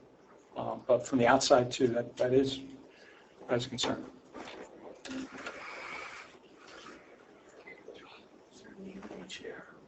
Hi, Angelo De Palma, 18 Hillside Avenue. Seems like everyone up there thinks that option 1 is the best, at least a good starting point. I think it is too, and I think you should stick with that. Option 1, is that what I heard you say? Yes, option 1. I can honestly say that I kind of span the whole age, span of people who use the pool, because I'm a senior now, and I raised 3 kids from infancy through grammar school and high school and all that stuff, and they all use the pool. I've probably spoken with dozens, if not hundreds of people who have used the pool, okay, who have actually been in the pool, who actually go to public pools, okay? And I never heard anyone complain about the steps. Never. Never heard anyone say, you know, steps are too crowded, they're too steep, they're too slippery. Maybe they are too slippery, okay? I'll concede that one. But I never heard anybody complain about the steps. I never heard anybody complain about the deep end, except for when you removed the diving boards. I think that was 2005. People like the deep end. It's fun. It's fun to swim in the deep end. It's part of having a pool, okay? And so on that basis, I don't see why we need anything more than to restore the pool to its current status and usability. And if you're tempted to spend money on extras, if you're tempted to, you know, add the whatever, I suggest that you take those funds and invest in maybe some kind of monitoring system that that will enable us to know in real time what the status of the pool is, the structural engineering status of the pool. Maybe spend a little of that money on preventive maintenance so we don't have this meeting in 10 years or 8 years or 5 years again. And that we pretty much restore the pool to its current functioning status and leave it at that. That's my suggestion. You know, those projects that you showed up there are really nice projects. I actually, where on Madison Street is that pool? Do you remember what street? Madison 3rd in Hoboken. Madison 3rd. Was Okay, I grew up in Hoboken. Yeah, there So was a park there, which I redid like 12, 15 years ago. And Yeah. now it's the next generation of. Well, that you have splash pads there, correct? We added splash pads, but there's playgrounds all around it. Yeah, Sitting because there. there's no pool there. No, there isn't. I mean, Right. there's the Hudson River, but you're not swimming. No, and you're very far from the Hudson River on Madison Street. Okay, so if all we had to work with was a splash park or whatever, okay, well, that's all we have. You know, we only have $80,000 and we only have $125,000. Let's at least give them a splash pool or a splash, whatever you call it. But we have a pool there, and we have a wading pool there, and we have depths that accommodate everybody. I could tell you, we raised 3 kids, and they were infants, and they were in the wading pool. And when they got a little bigger, we took care of them in the shallow end of the main pool. And if you have a gradual, entry into the pool, parents are going to say to their 3-year-olds, well, he'll just go up to his depth and that'll be fine. I don't have to watch him. And what's going to happen is little Johnny's going to walk in and he's going to get into trouble. That's my opinion about I think that this graduated entry, I really don't know who would benefit. It's accessibility. To whom? To the public. You need to provide accessibility to physically challenged individuals. That's true. That's true. I don't know if your pool now has a lift, a chair lift. It does. So, I mean, that's for the, the extreme use of something that needs to go in, but improvements to public facilities are required to have accessibility. Well, does this pool come under some kind of law that requires providing that accessibility? Well, everything does. I mean, every recreation. That's why the seat is there. Specifically this pool. I mean, you say everything. It's not everything. Every park, every Well, playground. I don't have to put a definitely is a law. So Every public every public facility has to. And so there's a law somewhere that says that all municipal pools must have. It's part of the New Jersey Barrier-Free Code and the Americans with Disabilities Act, which was passed in the 80s. And there's accessibility requirements for every public building, recreation facility, and public gathering space. Is there a ramp on this building? There has to be an accessible route. Is that new or modified? Well, if it doesn't meet a requirement and then you improve it, then you need to bring it up to code. Same with like bleachers at high schools and everything else. Okay, some more comments. Come on, I know they're out there. Tracy Pepperella, 56 Halsted Street, Newton. I want to thank you gentlemen for giving us the vision of our pool, for assessing our pool. And I'm sorry, correct me if I'm wrong, but it's my understanding that there's nothing structurally wrong with our pool, right? The soil samples came back clean, the concrete samples came back clean. So our pool basically was at the 10-year mark. Well, actually a little bit less because we had poor plastering done in 2014 or something. And basically what our pool needs to be reopened is just be repaired, right? That's option one. Right, option one. Take the plaster down, replaster it, fix the coping, put some guards in the chairs, fill the water, and we're there, right? Yep. Oh, that's what I thought I heard. Well, that's very good news, isn't it? I wanted to ask you about the subsurface drainage improvement that is needed. Is that needed? I mean, but what exactly is that? John, speak into the microphone. Yeah, I'm sorry. It's gotta be pretty, you gotta- this way. So that would be a pipe system underneath the deep end where we were filling in. It would be a pipe system that would outfall on the downslope. If you project, maybe if we go to one of the images, Tom, the overhead images. Maybe John, back up and talk about what the drainage issues are. Yeah, so if you work back towards the ball field side, okay, underneath that embankment, we would take piping, which would, again, allow water accumulations to get out of there freely. We would pipe that into stormwater system. We take it down to the nearest catch basin. That would provide additional means to dewater. It's basically a standard practice of providing subsurface drainage.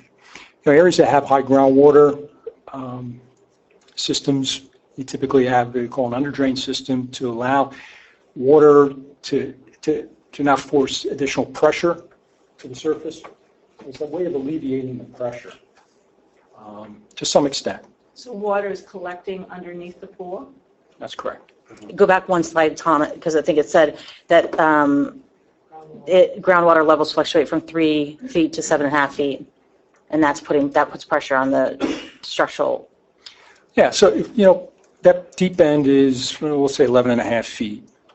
Okay, so I'm saying if you got groundwater 7.5 feet below the surface, so that's water that's pressurized against the outside of that pool shell. And it fluctuates, but you have again, I'm not a geotechnical engineer by trade, but the SESI's the soil evaluation of this type of slate and bedrock, type of conditions could end up with some perching. You could end up with the water, but it will fluctuate. It will travel through the system, especially through the spring months, early summer, when that water level is going to be higher. So, again, pool, as I stated, the pool's been there for 60 years. Okay, we don't know if there is a system in place to any level underneath there. Without the design plans, we can't do exploratory probing, and we did limited concrete core analysis. We did go, several inches below there. We did also under encounter stone. So it was put in good practice, but we don't know to what level when it needs to get additional water out. But again, using the opportunity, if we were to fill in, that's what I would advise. So you would have to fill in the deep end and make it 7 feet. That's correct. Instead of Correct. 12.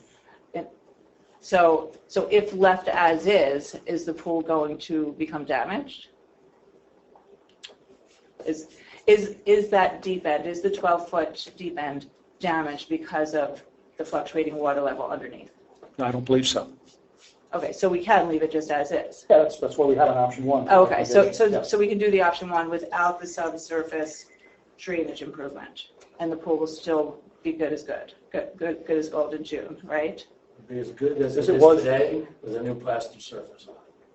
So, and it Well, works, yeah. it works now, but I think what the engineers, and I'm not an engineer, designer of rec facilities, but what the engineers looked at is to make it stronger for the future. As things age, they break down, with age and slower. So as a recommendation of one of the options, I think that's how they explored saying, well, you could make this better for the future if you put in the subsurface drainage to alleviate the possibility of these potential groundwater damage in the future. It's just like if you build a house with a basement in an area that has high water, the water would seep in. That's why you would have a sump pump. That hasn't happened so far right now, but as things age or maybe drainage or water table increases, whatever, that's why the recommendation is prepared. Am I correct in that? That's a great analogy. My non-engineering. A sump system which kicks in when that water level starts increasing and the French drains collecting. Very similar approach. Okay. But it's allowing, instead of pumping it out, it's allowing it to naturally get to the downside of topography. Mm-hmm. And just use gravity to get down. Yeah, prevent. Groundwater pushes up. You have a hole in the ground, so it's pushing, water's pushing up, pushes up, which would crack the bottom, could crack the pool. So that's why when water infiltrates into a basement, it's coming up, it damages the basement floor and walls. Okay. So that's what an option is to prevent that from happening.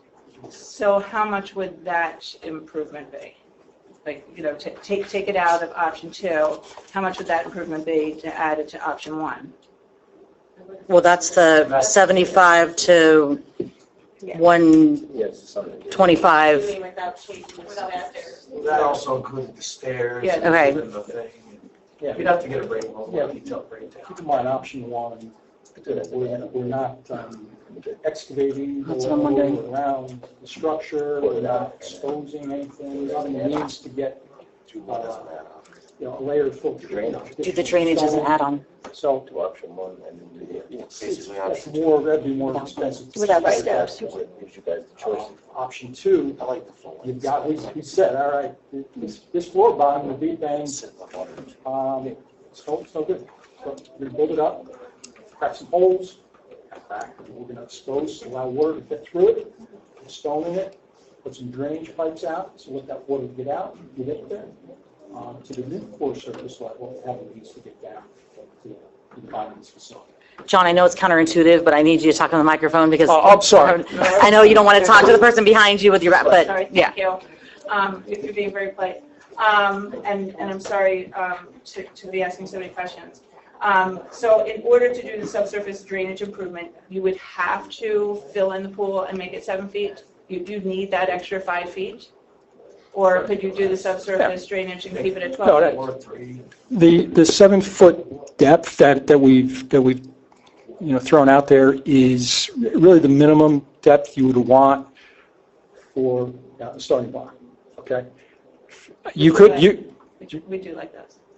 so you could go lower. I mean, that's only using that. You would want to take it higher than that, is what I'm saying. Sorry, I'm not talking to Mike. Right, so you might need 3 feet to do the drainage or whatever, so we might be looking at 9 feet. I mean, somewhere Something in between. that Okay, range. but you would have to take some depth in order to do that. Okay. Correct. Okay. And is your recommendation that the pool will be filled year-round?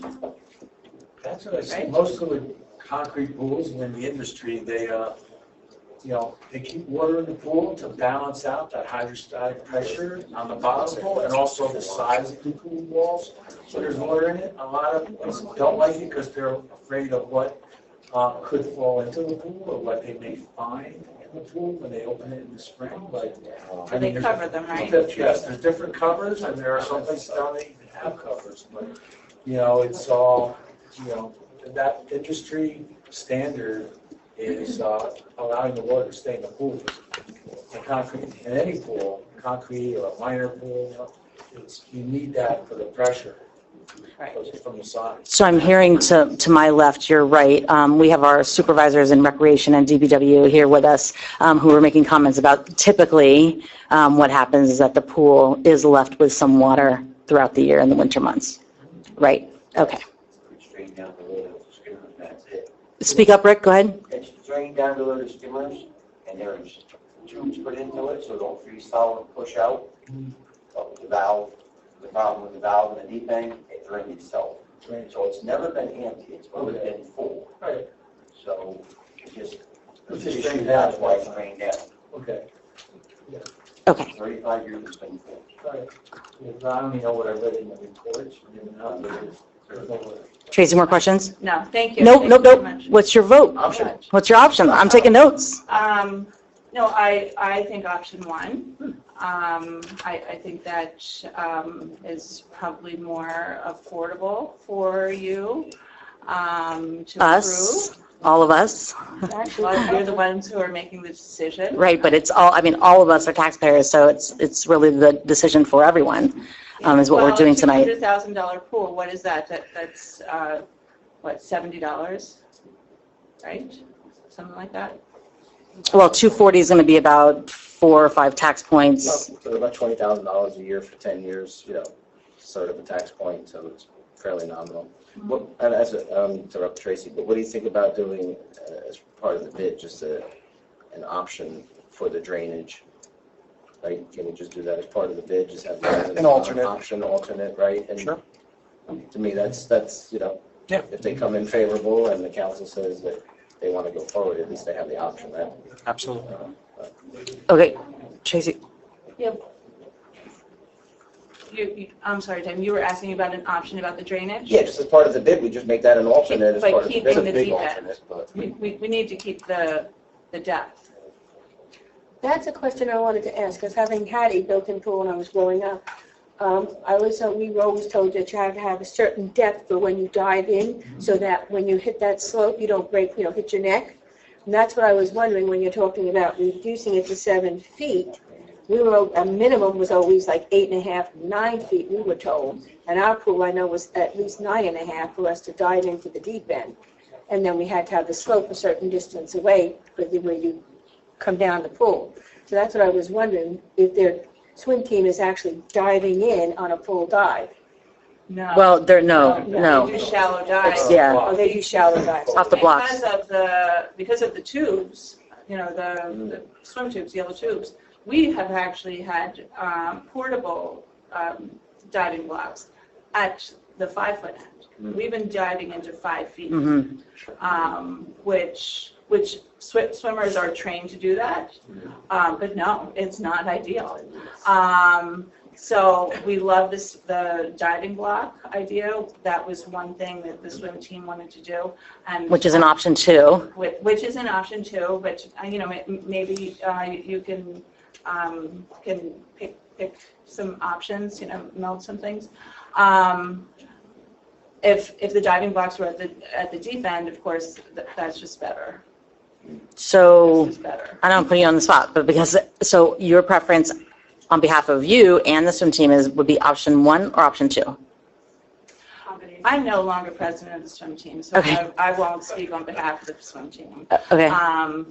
But I like the diving blocks, just as a mom of a swimmer at the deep end, and I like the option 1 with the diving blocks. How about that? Okay, so option 1 with diving blocks. And the drainage, but keeping the deep end. And the drainage. The drainage, keeping it to 9 or keeping it all the way down to the 12? Well, you can't do the drainage, you're keeping it 12. You can't, right? The minimum. So it could be 9. I mean, you need like 3 feet. I think you need 3 feet. So it's option, 9. So option 1 with diving blocks and drainage, so then the only thing is the only change in that would be then the accessibility to steps. Yeah, I agree with Angelo. I think having those steps all the way across, that's going to be a mother's nightmare. Oh my God. No, that's not a good idea. I'm sorry. I had 5 kids at the pool at one time. All different parts of the steps. And, you know, you don't know how far they're going to go in, they'll get comfortable, just that gradual entrance. And if they're on the, if they have the steps on the side like they do now, they have the handles and they know that they're only 4 steps down to 3 feet. So your preference is option 1+. 1+ or 2 minus. With the stairs all the way across, would there still be handrails at certain points, or would there be no handrails? Okay, am I done? Yeah, I There would just, be. All right, thank you. you've put a lot of time and effort in this, so I wanted to make sure Thank you. that we're clear and that everybody's heard. Okay.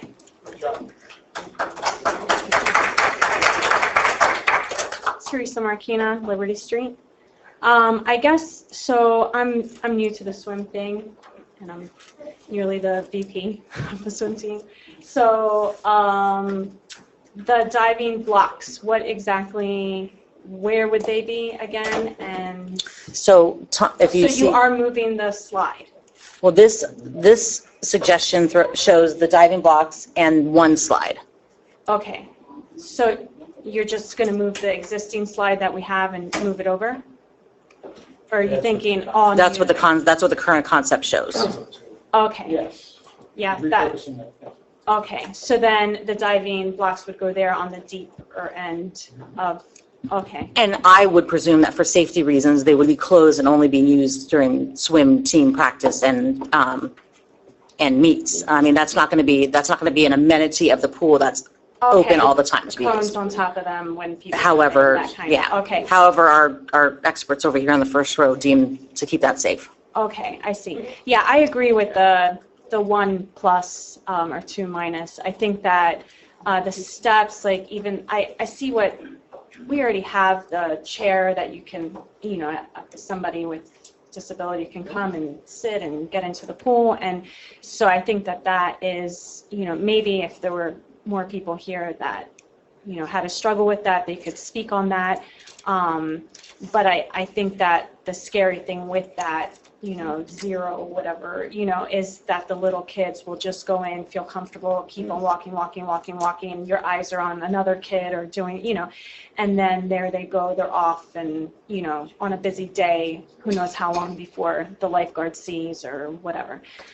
So I think for peace of mind for parents, that's probably a good idea. And I think the splash pad sounds really cool. Those things sound cool. It would be nice if eventually one day we had something like that, not right here, like maybe across the street at, you know, at the park, or, you know, where it's something that's free for the community. That would be something neat, even though I guess if it was here, then you could charge people to come and you would make money. But still, I think that something like that it's nice. It's a nice thing to go to when there's no other option, and it's nice to go. We've been to them because they're free. You can just go and just be there and not suffer the extreme heat and not have to pay if you don't have that money. So I think that that's something to look forward to in the future, but I think that going the cheaper route, probably the taxpayers are going to be more okay with that, you know, so that's it. Okay. Hi, Jessica Brosner, Carriage Lane, 28 Carriage Lane. I've also raised my babies in the pool. I've never had a problem with the toddler pool. You know, you supervise your children in the toddler pool. You're aware of their abilities, you know. However, I'm going to kind of go against what everybody else is saying. I've also been working with the disabled in Sussex County for 20 years, and I do see the benefit of an entry for them. There's varying levels of disabilities, and not everybody needs a chair, but not everybody can do the steps either. So I think if you're going to improve it, the pool is for more than just the children of Sussex County. It's for everybody. So I think if you're going to improve it, you should make it more friendly for those with disabilities. I agree that nobody's complaining that the steps are bad now, but if you're going to make it better and then more people can be included, I think that would be great. I think that if you are going to fix the pool at all, anything you can do to increase the overall integrity of the pool is good. So I'm on board with the drainage.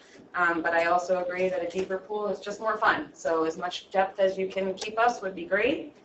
And we also go to the splash pads. However, after about an hour, my children are bored and they want to go home. At Newton Pool, pretty much every time it's time to go home, I'm pulling my hair out because they're fighting me because it's not time to go home in their book. And Bailey would like everybody to know that she prefers 2 yellow slides at the pool and not 1. So, Jessica, option 2? I'm a fan of option 2. I do agree with the mother's nightmare part, so I don't know if you have to do the whole length of the pool, maybe a smaller area for people with disabilities to, get in and out of the pool. I'm not sure. That's kind of you guys, but I'm more prone towards number 2. Okay. Thank you.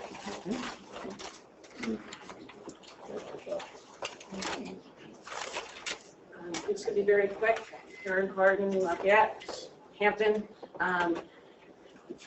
Born at the pool, raised at the pool, all the way through, all my kids, blah, blah, blah. When I was little, all we had was the round part. We saw it extended out. I thought when they did the wading pool, I thought that was great. My kids didn't have to use it then. But they do have these like little sprouts that come up, and they do have the incline in there. What I really love about that is they put the gazebo there, the umbrellas, and there was a more wider area on the up for families. So I think families use that baby area, not just for the babies. I know I do. I love the diving board. It was a privilege to dive, but the slides seem to be really fun. I understand about trying to keep the depth because diving is a very cool thing, and you do need to have that go out. The pool, I think, is laid out beautifully. I really do. And I will go with the senior moment a little bit because on the other end, getting up those railings there. But you know what? Kids are very generous. Like, I just go underneath and I go up the steps by the 3 foot, and they're very nice. So I'm for what everybody wants to do. I still help fundraise, and I hope to join for my senior rate next year. Option, I come on, everybody's been very vocal for 6 months, so I'm not letting y'all off the hook. Okay, my one question is drain here, because we all know water is just coming right down to Mary Mountain, right down to Mary Park, all the way up. Oh, I know, Babe Ruth is, I mean, that's the end point and the issue. So where would this water be shooting out to? Like, if you're saying it's going to alleviate, it's going to go out to a drainage, like, where's that all going to go?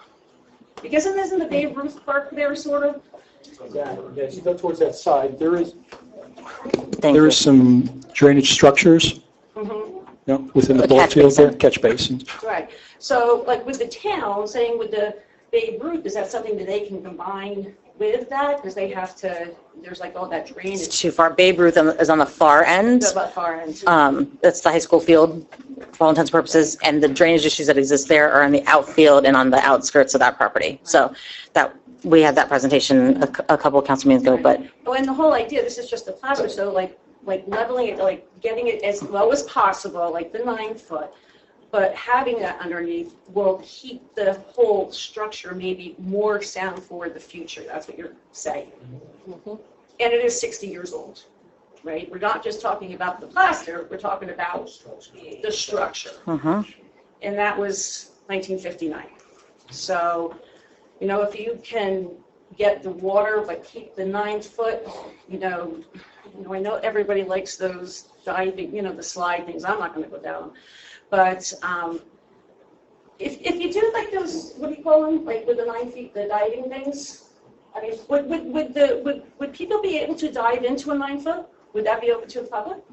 no, the diving blocks would not be. That would be for the swim team. So there would still be no diving even in like that part anymore. Mhm.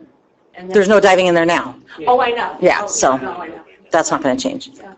I'm in favor of like making sure the future of it, like you come back in 10 years, you have to just do the plaster, but if there's a real problem in that, I mean, that makes sense to me. So option, I would say between a 1 and a 2, but. you all. 1 plus. It's much more than what we had when I was little, but it is worth saving for the future. So whatever, you know what I mean? That's what I'm saying. Okay. 1 plus the drainage. I kind of see where we're going, but I want to hear everybody. Alicia Carlson, 4 Elm Street. So you guys know more about who uses the pool as far as disabilities. I know we have SCARF. I think they come and use the pools. I don't know what their physical hindrances are. As far as maybe a partial entrance, that would be something you guys would have to figure out. I would hate to, not include everybody.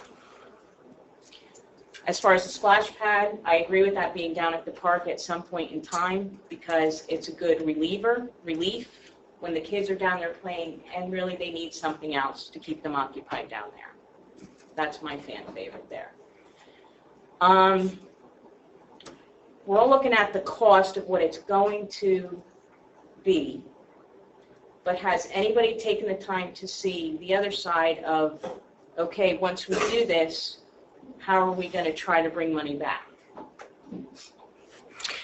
Recreation-wise, what can we do now? Now we put this money in, how are we going to try to bring money back to the town?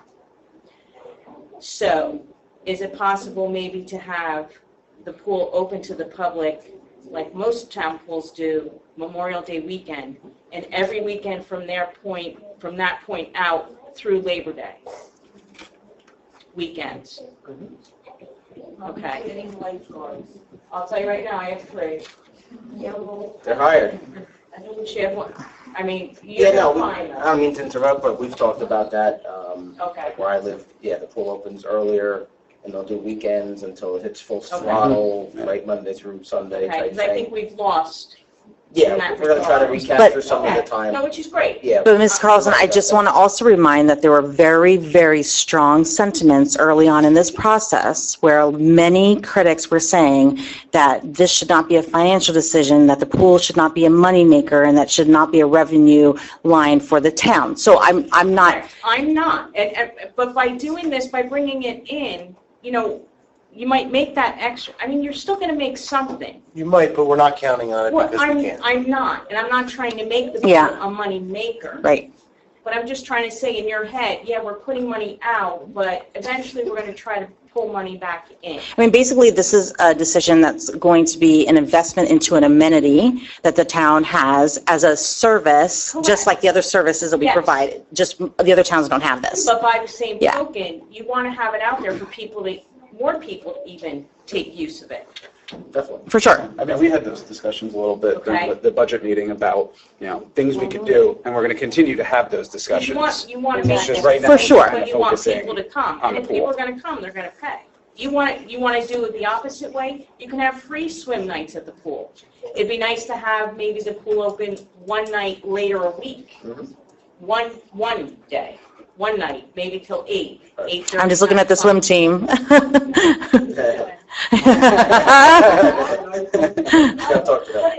It's not just, and it's, I hear what you're saying, right? It's a balance. It serves many constituents. I said that from the beginning. because down the line, the other thing that I think would help the pool, help the town, is also, and in, not saying put money into it now, but down the line to think about, enhancing the food. Mm-hmm. Make it more reasonable, do get whatever. You understand where I'm headed? Yep. All parts of the conversation for sure having. You're going to have those conversations. So that's what I wanted to Nope. make. What's your vote? I'm in favor for definitely having the drainage system. I think it's stupid, excuse me, I'm sorry. I don't mean to say stupid to my friends. But I just think it's a smarter idea to make the plunge now. Take the plunge now if it's going to save us. Pun intended. Okay. So you're meaning option 1 plus the drainage? Correct. Okay. And if the No, town 'cause she feels was the talking about need with accessibility, people so that too. have used the Yeah. pool, No, if it's there's a option lot 2, of she people with said. disabilities, then I think we need to maybe, take into consideration both sides. The mother that has the young kids, that doesn't want it open to everybody. But I don't know if there could be a smaller. Yep. Okay. Thank you. I'm not about making money, but I am about making money. Hey, I'm all about saving taxpayer money, so I'm all about smaller government saving taxpayer money, so I'm right there with you. Mr. Malone, before you speak, Councilwoman Diglio? Okay, for the engineers. Okay, since we're talking about possibly option 1 plus option 2, if we were not to have the whole length of the steps, but have steps on one side that would be more accessible for disability, making them wider so it's easier for them to get down, and and steps on the other side for the younger children.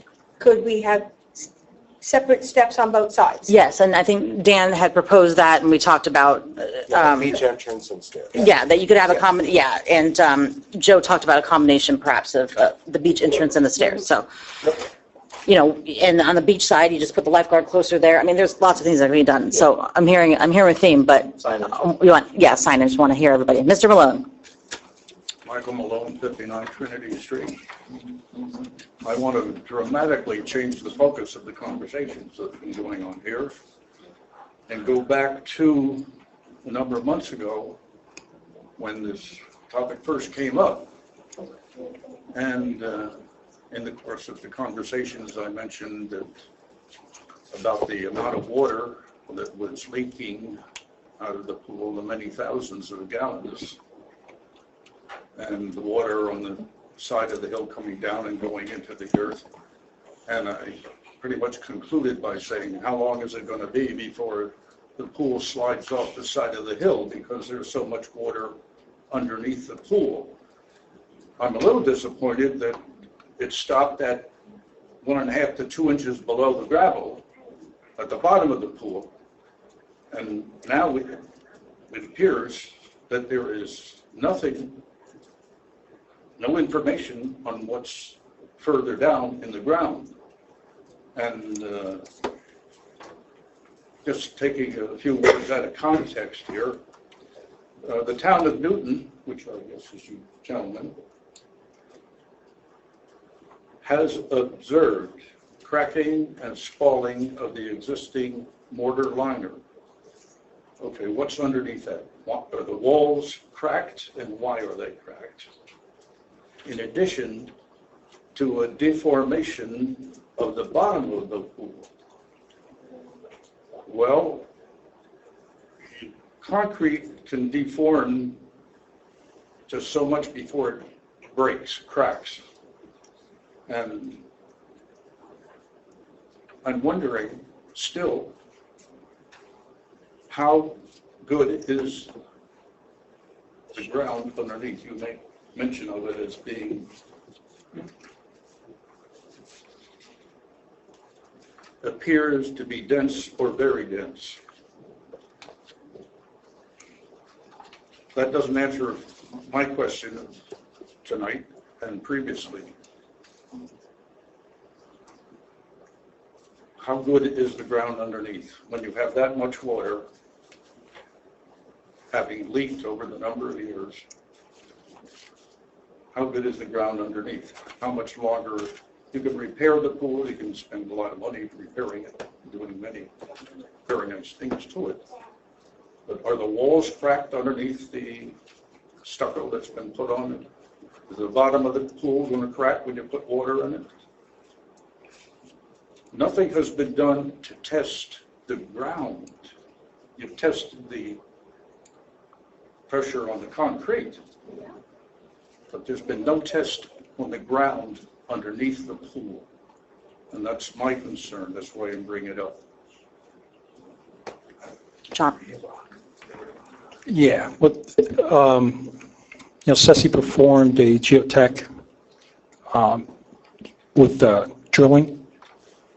They did borings on the exterior of the pool, 3 locations. There's a shale slate bedrock substrate. Well, that's the general area is that, yeah. Exactly. Which this showed. So it shows from that standpoint, varying layers of decay, but that is to be expected.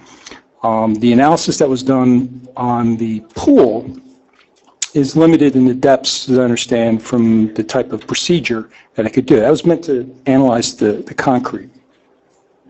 It did go slightly below it, but, there's really not much more we can speak to below the surface other than the boring depths and information that was sampled as part of the geotechnical report. Well, you tested the concrete, you didn't test the ground. Again, two types of tests. Earlier, I believe it was in June, the testing was performed on the lab on the geotechnical borings. Okay, the three, that you see on that photo right there. Oh, did you test? Yeah. Yes. So that's, See the red spots on the bottom right? okay. Yeah. So we went down on those red spots behind the pool and the one spot on the access drive in. How far down did you go? We took that down to refusal. So we took that down to solid bedrock. Is the bottom of the pool on solid bedrock? No. Yeah, it's below it. Again, at this level, this was done with a procedure with a drill and blow counts to a point where it hits a certain level of refusal. It's not worth it to keep trying to force it. But that information is available in the report.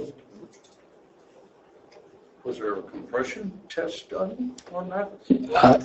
That's the blow count. So that determines how fast it's able to push through the soil. Okay. It measures the density through the drilling process. Now, the compression testing that you just mentioned was performed for the concrete. I'm not familiar with what you're saying. Combine the two. Is there some way to determine what you have done or talking about here? Does your terminology of what you did around the side of the pool, is that the same thing as putting a pressure test on the ground at the bottom of the pool level? Saying that the pool is basically constructed over solid bedrock. Went to refusal, I don't have the results here, but you hit. Well, it can't be solid bedrock. You don't say solid bedrock. You say the soil is bedrock, good. the soil above bedrock. Refusal is what, you couldn't go any further. They went dense to very dense. Yeah, they went down You can't get dense to very dense on bedrock. It's either solid or it's not. That was the soil above the bedrock, but it went down to refusal. You can't go. Well, if they're satisfied with it, I'm not going to argue the point because I'm not an engineer. So there's no point in my carrying on like this. But I just want to bring up that point that I wanted information on what's underneath the pool and how much, with all that water that saturated, how long it's going to be dormant. I think we can be satisfied that this pool wasn't built on fill, and we can be satisfied that we hit refusal at a depth that was, a little bit deeper than the pool. So I mean, there's a solid footing there. It might not be bedrock; it's slate. It's not going to. You don't consider slate. Slate shale. Slate shale. So I mean, it's suitable. It's just poorly draining soil. Okay. Well, all right, if it satisfies you, I can't argue that point. Yes, I just wanted to find out if it was something was going to happen. It's a valid question, but it's not just floating in muck. It's on a firm base. Okay, good enough. Mr. Malone, wait, no, you participate in budget hearings and you come to lots of council meetings. What's your preference based on what you've heard? Fix it. But including the drainage or not? Putting you down for option 2. That's an option 2 plus. Hi, Nadine Harrison, 17 Minmore Ave. One, I want to say I was a little disappointed the meeting was tonight, knowing that the college always has the September 11th thing. You guys changed it for the Taste of Newton, but didn't change it for tonight. But I was happy to see, I did see Mayor Mistiglio, and I believe I saw you, Matthew, up there. But I was a little disappointed by that. As you know, I've been here at most of the meetings throughout the announcement of the pool. I am a little concerned if you do make the pool a little shallower. I learned how to swim at Newton Pool. My children have learned how to swim at Newton Pool. My daughter would have entered where she would have learned how to dive this year if the pool was open. If the pool gets shallow, are they not going to be able to teach them to dive? I mean, that's something. I was a lifeguard at Mountain Creek, or back then it was Vernon Valley Great Gorge Action Park. And I know I had to know how to dive to be that. And if these kids aren't going to learn, you're not going to have future lifeguards. And there is a shortage of lifeguards, as we know. A lot of the lakes and did not open up this summer because they did not have enough lifeguards. As she has 3, and we do have that on record. So that's my biggest concern. My girls also would like the option of 2 slides. I mean, they do. That was one thing when they learned how to swim. The first thing the lifeguard did, the minute they were able to cross that pool, they took them over and to go down the slides in all the swim lessons. And it is something that the kids look forward to doing. So I'm a little concerned with that. I also don't want you redoing the whole pool and then getting a lawsuit because we didn't do the Disability Act. So I think you should take that in consideration because I don't, as a taxpayer, especially with 4 houses, want to pay because we got sued because we didn't do the Disability Act. And I think the pool should be open for everybody. I mean, we're a community and we should include everybody. So Nadine, I was hearing option 1, but now I'm hearing option 2, or are we at a 1 plus 2 minus? What do you? I don't think there is an option 1 or 2. I think we should, I mean, today I felt like when you guys were going over it, and my husband's a core driller, by the way, and I've been texting him this whole time, and he doesn't think that you guys went down enough at all. He's not here, so I told him that when he gets home, he can look at all that stuff. When he gets, he had to go to a training tonight, and he got stuck in the city, leaving. But when I was texting him, he's like, it doesn't sound like they went deep enough to really find out what structure of the pool is. But he's not here, so he really has no say. But I felt like I sat through a sales pitch through part of the meeting. When you were going over all of your things, I felt like it was a sales pitch to us. But I think that there is no option 1 or option 2, that they're probably going to have to meet somewhere in the middle. Because you need some of the stuff isn't needed, but I think you should take everything into consideration and make sure that we're not open to a lawsuit. But the pool safe, I mean, the main majority is to get the pool safe for the kids and for everybody, the adults, everybody. So, my opinion.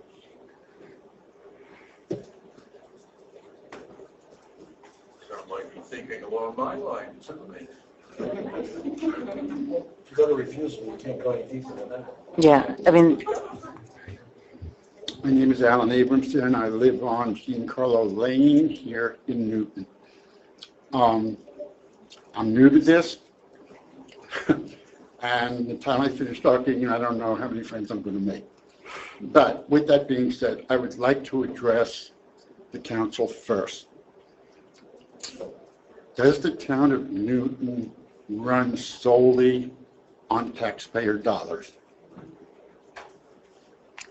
Well, I mean, we do have some grants, as I mentioned earlier, the Safe Streets grants. I mean, we do get grants for certain projects, but most municipalities are run on taxpayer dollars. Okay, and that's kind of where I was leading to. Is there any option available grant-wise to pursue from the state government, from the feds, to help subsidize what's going on here now? That would then lower the cost and make everybody more happier. I'm a retired social worker, so you'll forgive me, but I don't understand any of the psychobabble that was going on tonight. With that being said, I feel that there's pressure on the council to get the pool open as soon as possible. I feel sure. there's a strong desire from the public to get the pool open as soon as possible. I don't think the pressure or the desire should be an entry point based on what option is decided. And looking at it, I'd love to say number 3. If you can get a grant and make it number 3, bring it up to the 21st century, that would be sensational. But that doesn't seem to be an option tonight. Number 1 to me seems to be a quick fix. With it being a quick fix, are we going to be back here again 5, 6, 7, whatever it is, years, going through the same process? You start going through a 1+, 2-, it kind of makes me think of a Chinese restaurant. The old-time jokes used to be 1 from column A and 2 from column B. I think it's spelled out pretty well what the options offer. I think we potentially can get into a lot of trouble when you start taking away from this one, adding to that one.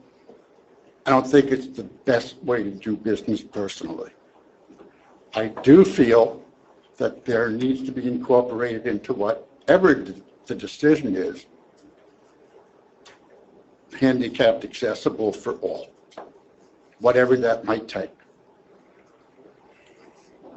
Bottom line for myself, not wanting to see a quick fix, knowing that you really can't go to a number 3 unless you were to pursue and look at grants.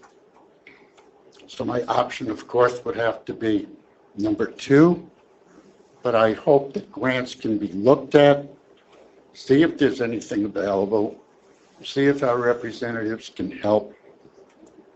And if it means that the pool can't open in 2020, then it opens in 2021 with a sound pool, least impact on the taxpayer.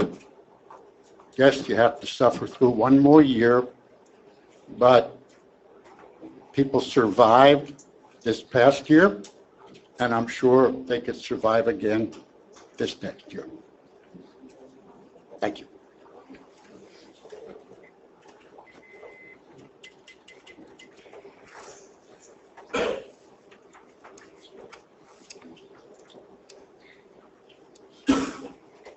Hello. Evelyn McCord, 70 High Street in Newton. I was here at the last meeting that you had. One question that I have is in 2014, when the plastering was done, who did it? Do we know who did it? Yeah. And can we make sure that we don't get them again? Yeah. And is there any way to get some compensation for a poorly done job, or is this like paving roads? We would look to It might disqualify them in the last bid. 6 months, or it might last 16 years, you don't know. It's definitely And being it's taken okay. into consideration. Because if it was done in 2005 and it lasted 9 years, one would think that if it were done properly again, it would be another 9 or 10 year job, right? Okay, so that's my first thought. Now, I looked at those concrete samples, and with the rulers, I couldn't tell exactly how deep there we go, maybe 8 inches or so, 7, 8 inches of concrete. And that's great. Okay. I like the idea of drainage, so I'm going toward 2, but I don't like losing 6 feet of depth. If we go from 13 feet to 7 feet. It's 12, right? Or 12 feet to 7, so 5 feet. Yeah. I think we talked about, though, that we thought 9 might be an option, yeah, so 3 feet. 9 sounds good to me. Mhm. Under that 9 foot, are we going to have that 7 or 8 inches of concrete above the drainage before the plaster? Yeah, if that's one of the options, it would be to allow water, at various locations, allow water to come through that, have access holes or means, but yeah, it wouldn't be to rip it up and then build on top of that. Okay, so I understand that we start at 12 feet and we add some stone of some type and pipes to get this water away and all that. But then what is above that? Will that be that? New concrete. New concrete. And are we going to make sure that it has the integrity of the old concrete? And how are we to be sure that we get a contractor Specifications. who does it properly? It's through the spec writing process. Yeah, this is Okay. going to be strong. Okay, and now I'd like to go back to Mrs. Diglio's suggestion. Once we have this new plaster,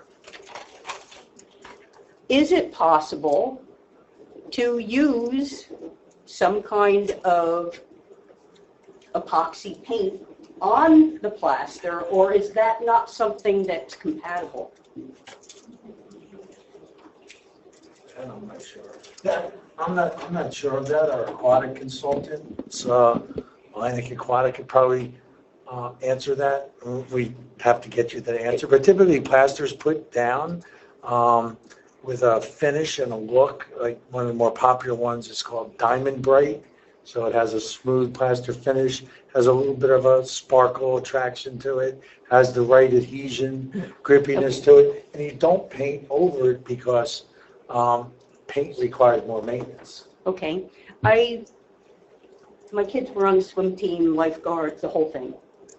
They were also in roller hockey, and we had a roller hockey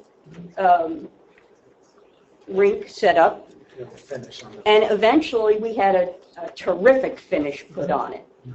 Is there something similar for pools? What you're talking about? That would make that plaster that we put down now, that it could be covered with something that would make it last 15 or 20 years instead of 9, 10 years. That I'm not familiar with.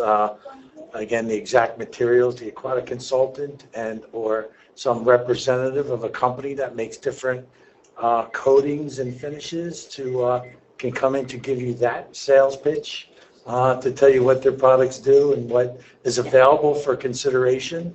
But what I'm looking at is, okay, let's spend the money now, but let's do it wisely instead of just a patch, 3 layers, and yet still we had cracks along the side and whatever structural things they said at the beginning.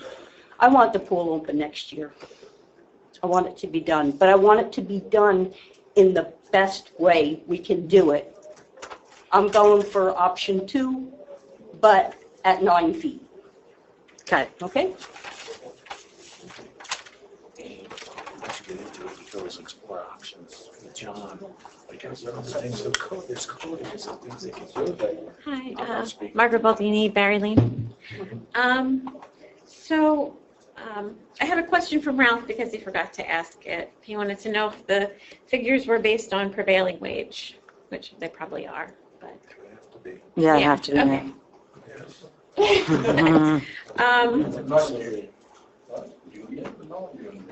I was taking notes, or as I like to call it, gathering evidence for later. I heard Mr. Chaco say twice that the drainage was not necessary and the problem was the valve that was leaking. So I had questions about that. Were the groundwater level measurements taken while the valve was still leaking? And also, what time of year was it? Was it the springtime when it's, raining constantly and all that? And I also, I was wondering, since this is steel reinforced concrete, the base layer, it's 60 years old, but it's not broken or cracked in any way. It's just the plaster on the top. Is that correct? From what we tested, yes. Okay. So, and you don't know if there's actually drainage under there already? Because you can't really see that. We don't, yeah. Okay. We did perform ground penetrating radar, but that only gets basically through that concrete. Mm-hmm. So from what I was gathering from that was that there might already be some sort of drainage under there, and that it was just the leaky valve that was really raising up the water table. But that was just what I got from that. No, so the question is, I think what you might be asking is, were the tests performed after it was already drained, the pool was already drained, or was it still draining plus groundwater? Yeah, the test for the groundwater was performed as part of the geotechnical borings, which was, I believe, last day of May, so technically spring. Springtime, when it's raining all the time. Well, yeah, we had a heavy spring. Yeah. Okay. And then I was wondering, like for option 1 or option 2, we're going to pay for that eventually, right? So it's going to be like over 10 years or 20 years, or how long would that take us? Each option, like if we wanted to go for option 2. Probably looking at 15 years. So we'll be to bond. back here in 10 years. We'll all be back here in 10 or 15 years having Yeah. similar conversations. And then we'll have Well, to go through We'll it have all just again. paid it off, and, well, that's Yeah. actually, the cost of doing business, whatever you want to call it, having the amenity, I mean, it's just like owning a house. You have to do maintenance, and, you're going to put a new roof on the house, and they're going to tell you it should last 20 years, and the storm can come and it can last 10 or it can last 30. So that's all going to be part of the gamble of having the amenity. Okay. So I'm for number 1. I was just going to ask you, option 1, right? Yeah. Thank you. I'd like to just respond to one of your questions in regards to the drainage. I think, my statement about is drainage not necessarily required was, again, go back to the option 1. And the question was, could it, the replastering, does it need the drainage? Well, in response to that, we're going back to a pool that right now does not appear to have that drainage in place, and it's lasted 60 years. So I'm speaking to, what's taken place. Preferred option would be to have it. Because it's a little bit preventative. That's it, yes. But, I mean, you're not sure if there's stuff under there already that's draining it. So, yeah, I mean, it's been 60 years. Yeah. Again, we're just getting back to construction practice for filling, if we're going to fill It's this more of in. an upgrade. It's an upgrade. Yeah. So it's not necessary. I don't want to sound stupid. I think it's not a big ticket item in comparison to what we're talking about. Right. Yeah. And essentially, what I gathered was, like what Helen was saying, if we're already doing all this work anyway, Right. it's going to be much more cost effective to add this in now than to wait until potentially, There's an issue on that. there is an issue 10, 15 years from now, and then having to hammer out the whole deep end and ruin all the potentially good plaster. So it's sort of like you fix and you try to prevent future problems when you're already doing relatively major renovations anyway. Right. But we're poor and we can't afford that. So, I mean, yeah. Unless we can get some magic. We It's great that you got the already Thor have Labs. $50,000 pledged into Yeah, that's local wonderful. businesses. So there's, and we haven't been able to go to anybody and show them specifics either. Yeah. So we might get huge community outpour from this too, that maybe we cover the entire cost of the drainage just with community donations. We That don't would be know. nice, but usually we end up footing the bill. So. Mrs. Kitchell's going to do bake sales every weekend. I think I heard her say at a different meeting. I got wrestling with us. Anything else? No, thank Okay. Who else? So, yep. Wait, look, yep, because you've gone. I'm going to have somebody else come up. Yep. Can't go again. Yeah, one at a time. Can't go to one My name is Courtney Piper. I live at 98 Ryerson, and I've been here at other meetings and spoken. My inclination is not to fix something that's not broken. The pool's built on the hill, and it seems like it's already draining into the baseball fields. But like if I didn't have a water problem in my basement, I wouldn't put a sump pump in there in a preventative measure. That's just how it sounds to me. But I understand, after 60 years, maybe we're hoping to prevent a problem in the future. I think that some of the money, though, would be better spent on bringing additional recreation or some of the areas, maybe not the splash pad, but something that makes the pool fun to be at. People come because it's enjoyable, and maybe have it be a place where people can come to do even more than just swim in the summer, exercise classes or additional recreational things. If there's nothing wrong with the pool, why not just fix the part that's broken? That's my take on it. So I option, would say one and a little bit more. I like the idea that we would have diving blocks, although if I came to the pool and wasn't a swim team parent, they might seem like they were in the way. They were a permanent fixture, and I wouldn't want to see us lose the fun of the slides. The kids really like it. The kids and the adults really like that part of it, the excitement. So I think the pool should be even more exciting if we could have it be so, and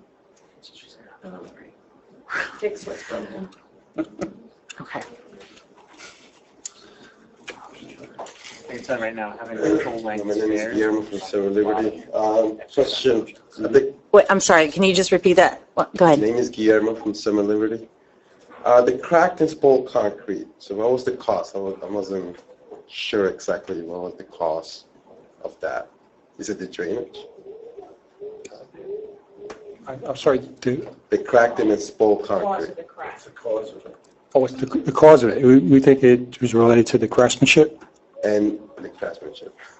And how deep are the spoils, Well, they're all over the place. They're It's usually the top layer of the plaster, Top which layer. is half inch, 3/8 Is inch. the reinforcement exposed? No.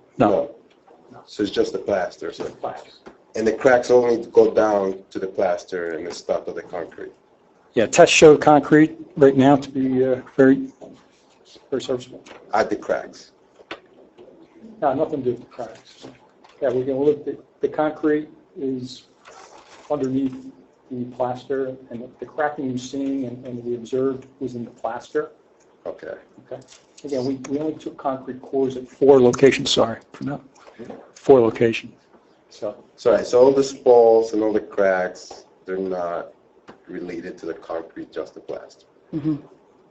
That's our assessment. All right. Option 1 sounds like the winner. Option 1.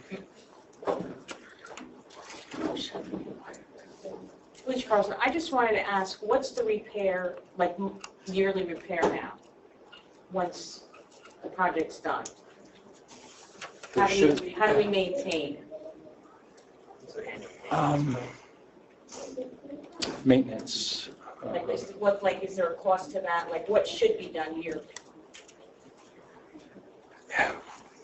Well, to answer that right now. Yeah, I think what we talked about was keeping it filled was one thing to We were going to ask them prevent to it. put together an operations and maintenance manual, if they would, of the pool, but we haven't gotten to that point yet. Right? Quite frankly, we don't really need it at this point in time, because it's not completed.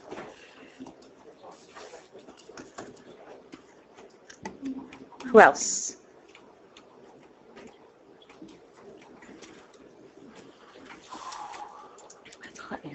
Hi, my name is John McGuigan. I live at 10 Emmons Avenue. I want to thank everybody for their thoughtful review of the whole pool issue. I want to start by saying that I do think that it should be a priority, whatever choice is made, to have the pool reopened for next year. We've lost 1 year, and if it's out of commission for another year, I think it's depriving a lot of people of what I consider a valuable recreational resource and something that this community values and needs. I would say, since I know that you're interested in the individual opinions, I just absorbed a lot of information in a short period of time. And I'm certainly not an engineer, but I think that that option 2 minus, in other words, most of the features of option 2 would be valuable. The drainage seems like a well thought out proposal. The comments that were made by Tracy and other people about maintaining some depth above the 7 feet that were, I think, part of proposal number 2, but maintaining additional depth seems wise to me as well. And as for the issue of disability accommodation, I don't know enough about the technical aspect of it, but it is important to have compliance with the Americans with Disabilities Act, and I'm sure whatever proposal is developed will take that into consideration. So I think that translates into option 2 minus, but I'll leave it to you to characterize it. Thank you.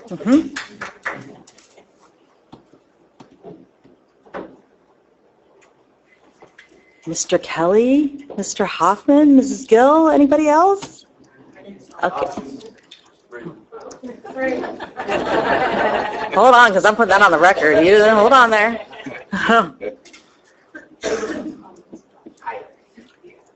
Sarah Lister, 6 Emmons Avenue.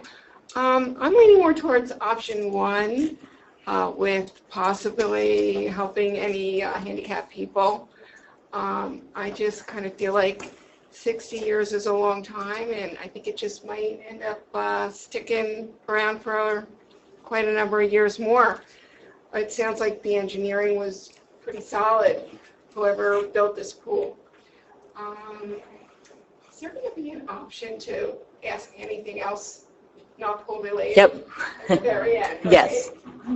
Second public. Anyway, I would say that option 1. Okay.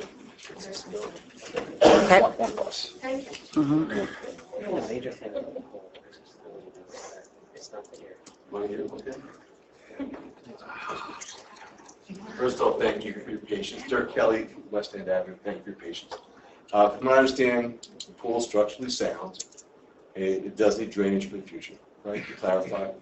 I'm for option 2. Okay, I would love option 3. I would love to drive a Tesla. I drive a Camry. Okay, so I hear ya. You know, I'm for option 2. I think, you know, it's a sound, and I agree with the ADA information. I think that's important. I think include everybody is a priority. Okay.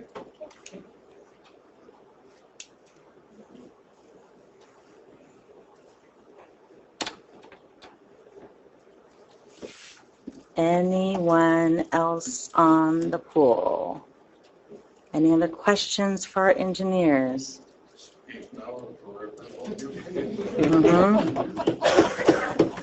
Because the tally right now is we had 17 speakers, 17 plus a little add in there, but 17 speakers. We had 4 people for option 1, 4 people for option 1 plus 2 minus, and 9 people for option 2.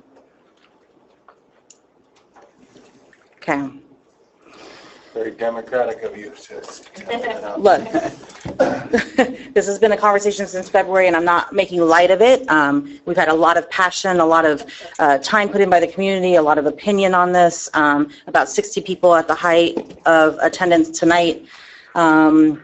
You know, we do need to give Tom some direction, so let me just... Close the public portion first. Yes, okay, so anybody else public? All right, we'll close that portion of the public meeting. Sorry, Lorraine, as a matter of procedure.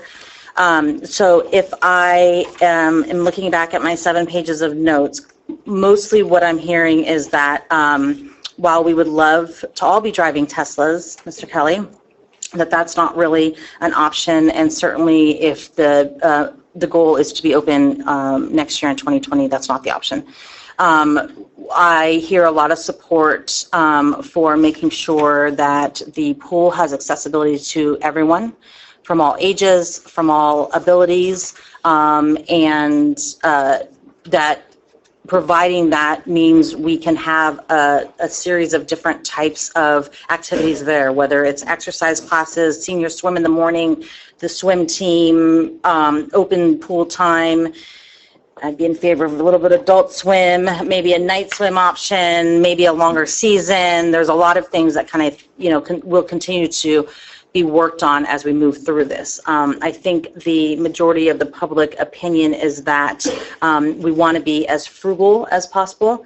I'll remind everyone that's always the intention, certainly of this council, this administration, of our staff, and our CFO is to be most prudent with the tax dollars that we have. We've always operated this council and previous councils under that.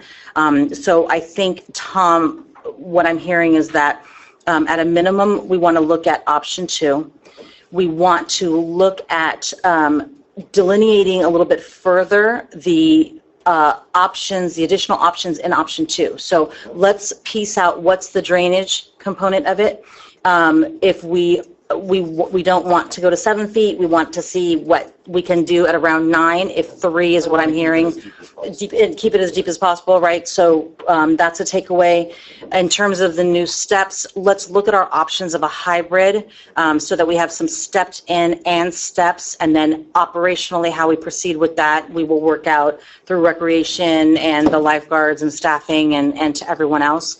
And so I know that for the purposes tonight, your job as our consultants and engineers was to kind of give us the 3 options and the price ranges. I mean, obviously, we're looking at a $50,000 differential in option 2, maybe by breaking out what the steps, the hybrid steps, the shallow deep alternatives, what that drainage might be. We can narrow that a little bit more. At a minimum, option 1 has to be done. So I know that the public opinion is leaning towards an option 2, but even the people that were talking about option 2 were talking about the pluses and minuses of the additive options under that option. I wanted to take that time tonight to hear from all of you. I wanted to make sure that all the questions were answered from the council's perspective, and I'm going to go back to my colleagues in a moment to make sure that we've done that. But if I had to kind of surmise and enumerate kind of what public opinion, I think what I heard from the council tonight was, we're leaning towards a leaner option 2, or at least delineate out the options that exist under option 2. In addition to pursuing whether it's grants that might exist, some additional community donations, some fundraising, whatever those options may or may not be. What that, I think, can care for is perhaps some additional amenities in the future, and some, I heard people suggesting that maybe there's a little bit of a splash pad that's built into the existing equipment that's elsewhere in Memory Park, or some additive in the future. So maybe, as we do with lots of things, is we have what we're going to be doing now, and then kind of build in what potential options there are for the future. So that's kind of my take on where I'm at, Tom. I think that's more direction than we had when we walked in tonight, but certainly Deputy Mayor Flynn. To clarify, option 2, some hybrid version on the steps, deep end 9 feet. Or as deep as possible. Or as deep as possible. I would do the drainage as an add alternate. Let's just get numbers on it. And Exactly. Well, you're not going to change the level of the deep end without doing drainage. Right. One's gonna inform the other, right? But I want to get it enumerated out. And then we might only have the 1 slide. We didn't really talk about the slides. You might lose. Just reality might be it's a 1 slide. Yeah, when I was just looking back, You know what I mean? those that decided to comment on the slides, it was kind of split right down the middle. Right, so that's just a potential. Mhm. Okay. It's about compromise. That's where I'm at and kind of what I've assessed based on the notes that I've taken tonight. Deputy Mayor Flynn. Yeah, I'm in agreement with most of that stuff. I mean, I'd like to see it ADA accessible. I'd like to see, I think the bench stairs, I don't know if people can visualize it. I think it's going to be a very useful amenity for people to sit there with their kids or adults or elderly people to sit on these larger bench stairs, easier to access. I think a beach entry, it just doesn't sound like it's too hard to construct. I mean, it's an extra, it's an addition, but I think it's an ADA compliant entrance to the pool. As far as the drainage is concerned, I mean, I think it's necessary if we want to put it as an alternate on the bid to see how much it comes in as. The drainage and changing the level of the pool depth, I think are synonymous, so that's where I'm at. Pool needs to be plastered. Tiles need to be fixed. Yeah, cracks, fissures, all, all of those things are included in 1 and 2. Yeah, I think that's one thing we missed though, and I was on the conference calls, I don't know if we really talked about that, but the tile, because plastering the pool, when we did it in 2014, we got a fairly low price for that. We're talking about fixing the tiles too, correct? Yeah, that was the salvage concept. Well, a lot of them are popping, Yeah. so it really needs to be retiled. It has to be reset because of the depth. Once you pull out all the plastic. They need to be reset from the depth. It needs to be retiled. Yeah. And the starting blocks for the swim team, if we're going to have a swim team here, there should be starting blocks on the edge. It makes it a real swim team pool. I mean, it'll have to just be a workaround. Okay. That's my take on it. Councilwoman Diglio? Pretty much going towards option 2, but I agree with Dan. It has to be accessible for ADA. So that's where I'm heading. As far as the drainage, I would rather do the drainage now than have to do it down at the end and add more expense to it. Because anytime you do that, the expense is even more because of the number of years that have passed and the work that has to be done to correct it. But let's understand what the cost is on that particular line item. item. The cost is, yes. And so that's where I'm heading. Okay. Councilman Schlaffer? I'm for number 2 because I feel that we absolutely must have some sort of extension of the stairs, but I love the addition of a ramp.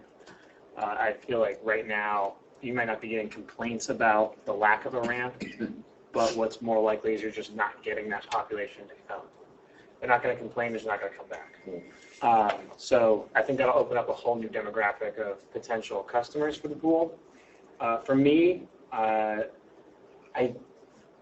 torn on the drainage. I like the idea. I'm just stuck on the fact that we don't know what's beneath, if there is, if it's of dire necessity, because part of me feels like the loss of the slide plus adding in permanent blocks to offset the sort of lack of convenience for the families and the small kids, maybe pivoting, because potentially it looks like the drainage might add, $75,000, pivoting that and utilizing that to expand some sort of splash pad, because I know that the price originally was about $60,000 to do some sort of splash pad amenity. And if we lose a slide and then add in blocks, if we add in something like that to make it more family friendly while making it more friendly to the swim team, that might be a really great option as far as, again, motivating new customers. The drainage isn't going to bring us new customers. And I know we talked about not necessarily making it a revenue generating thing, but that's just where I am. You guys know that. That's what I always talk about, is trying to offset cost or generating revenue. So yeah, I'm just stuck on the drainage. I think it's obviously something we should have if it's not there, but since we don't know, and there is a potential that we could need more major renovations in the next 20, 30, 40 years anyway. It's lasted 60 years as is. Maybe we pivot and try to make it more of a community draw if we don't necessarily know if we need that preventative measure yet. So I think that's why you would do that as an add-on on the spec process, Right. Because then you have the option and the alternative. Right. So to include, not to include. And I would also, I guess, like it to be an add-on, like basically, if you're going to do that as an add-on or the option, then potentially adding on the option to, if we don't end up doing that, putting some sort of feature for the kids, splash pads, because we're going to lose, again, a slide and potential of some sort of access because of the starting blocks. I remember growing up a kid. And where would you be suggesting to put that? I like the idea of adding on to the wading pool, not necessarily demolishing it or anything, but you had mentioned adding amenities near that little toddler pool. I think that's a really cool idea, and I mean, it's already, when you look at it as a potential customer, that wade pool, it's nice, but if it had a couple of features around it, it'd be much more attractive, much more inviting, and then as for children, right, it's just a pool, but if you had a couple, like you're talking about sculptural sprays, my kids would go nuts for it. The only issue with the splash feature is it might not allow us to open 2020. Yeah. That was the issue with the option two, we can get it open. Yeah. Once we start looking, because then it's additional engineering cost that we might lose part of the season or too much of the season. So If the splash as pad a was an phase, add-on, right, it could be a phase two. as a phase two, yeah. I would do it Yeah, as a like separate- basically do what we need to do to open for next season and then do phase two the following. Tom, would the splash pad, if you're putting it in the wading pool area, affect opening the big pool in 2020? Well, it becomes part of the project, it becomes part of the engineering, it becomes part of the inspection process, it becomes part of the permitting. Okay. God forbid there's delays, like we want this open on time, it's adding another layer to this process, right? Whereas option one is straightforward, option two is pretty straightforward. Once we start engineering splash pads and all these other things, that's where you run the risk of losing the season. God forbid there's an issue. I'd rather not take that chance. Okay. You're good, Councilman Schlechter? As a phase two, definitely. Councilman Dixon? I'm in favor of doing option two. I definitely want to have the drainage situation be an add-on, just so we could see option two without, option two with, just to be the most frugal as possible with that whole lot. Try to keep it 9 feet or greater, just keep the depth the best we can. The blocks are good. I think that's a great addition for the swim team.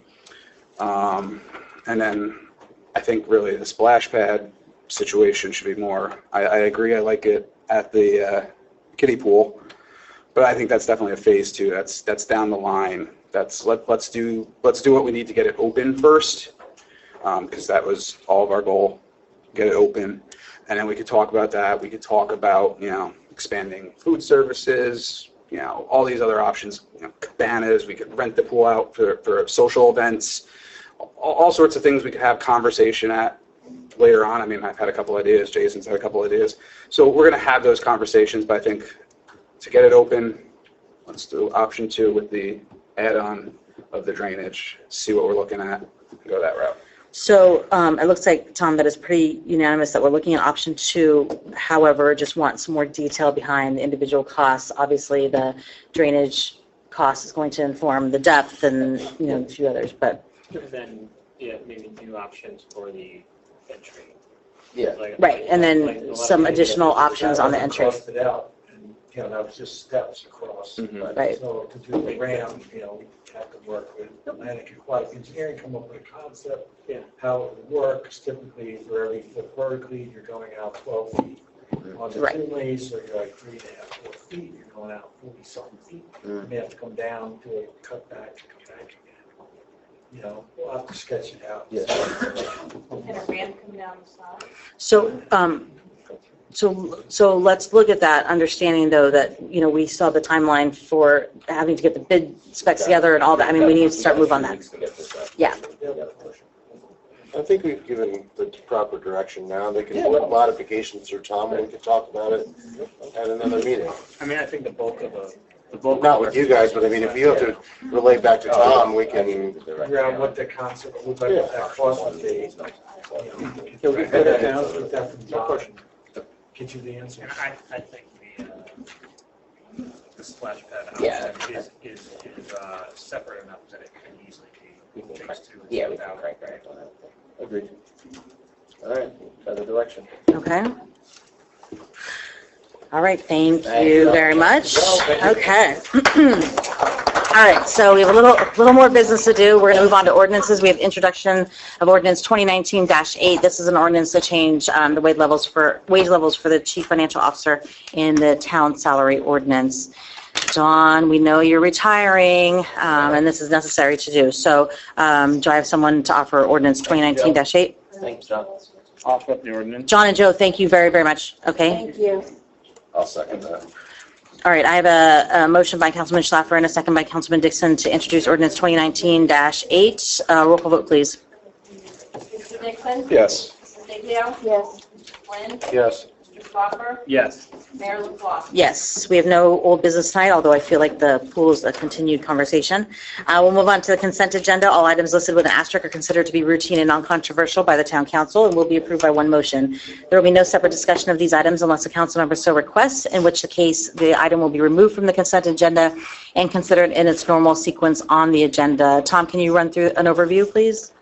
Yeah, we have the award for the grit collector project at the sewer plant. We have Chapter 159 addition, it's Resolution 191.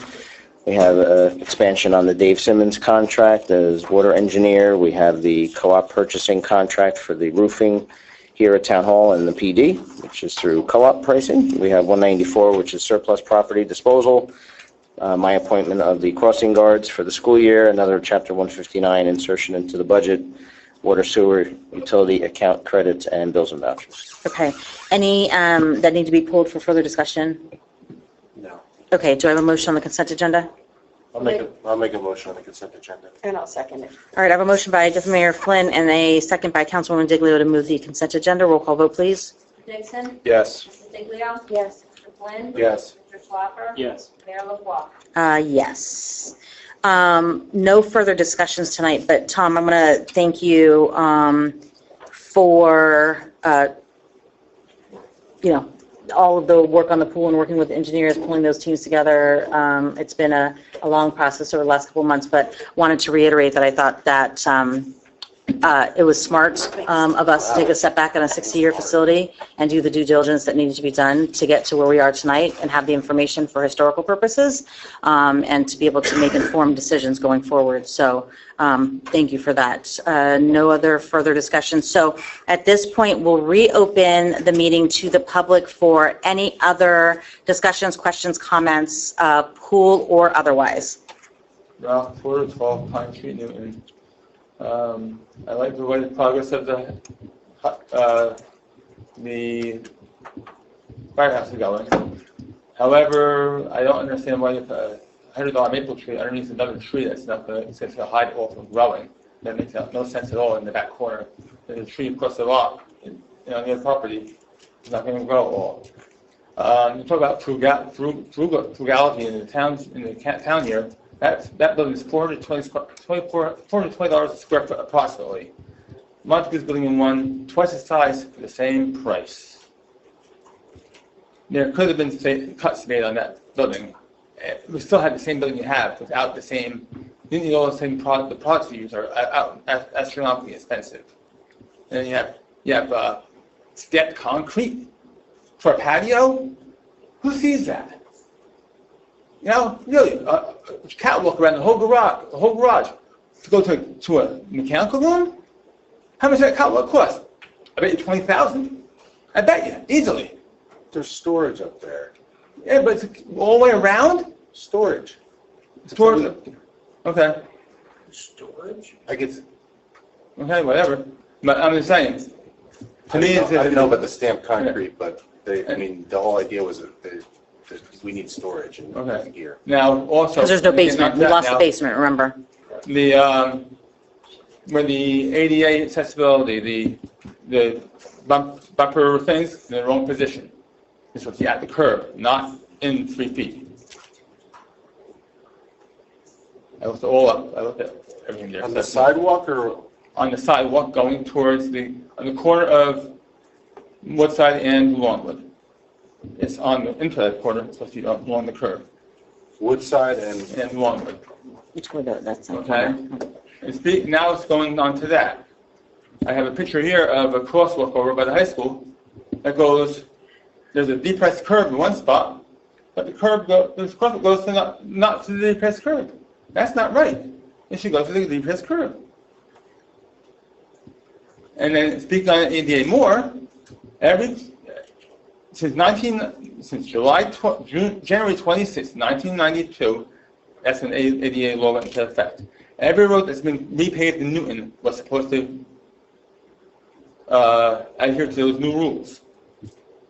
I don't know when the development was built by Sandy, but I think that was after 1992. is not done right. The one over by the other one off of, what's it? I can't even think of the street. Parallel to Jersey Place, the next one over. Up the hill, dead end. I can't think of the name of the street now. Behind Macmillan Plastics, too. Has like 8 houses on it. What's that? Stafford. Stafford is whatever one. But there's no curves put in there at all. No difference at all. That was built really. Let's not go back to 1992, Ralph. I mean, we're not. Well, how about 4 years?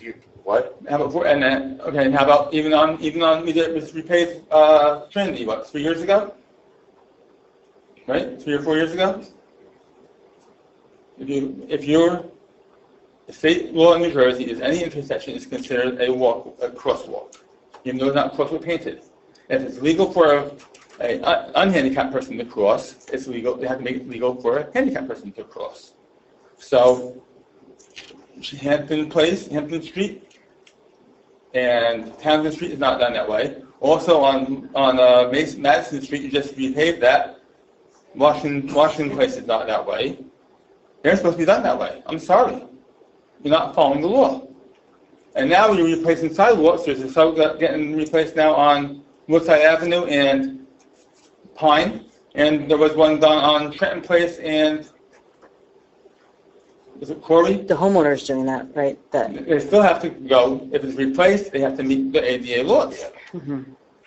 If you're not doing it, you're in violation. And the town inspects those sidewalks anyway. So the town is doing the inspections. What's going on?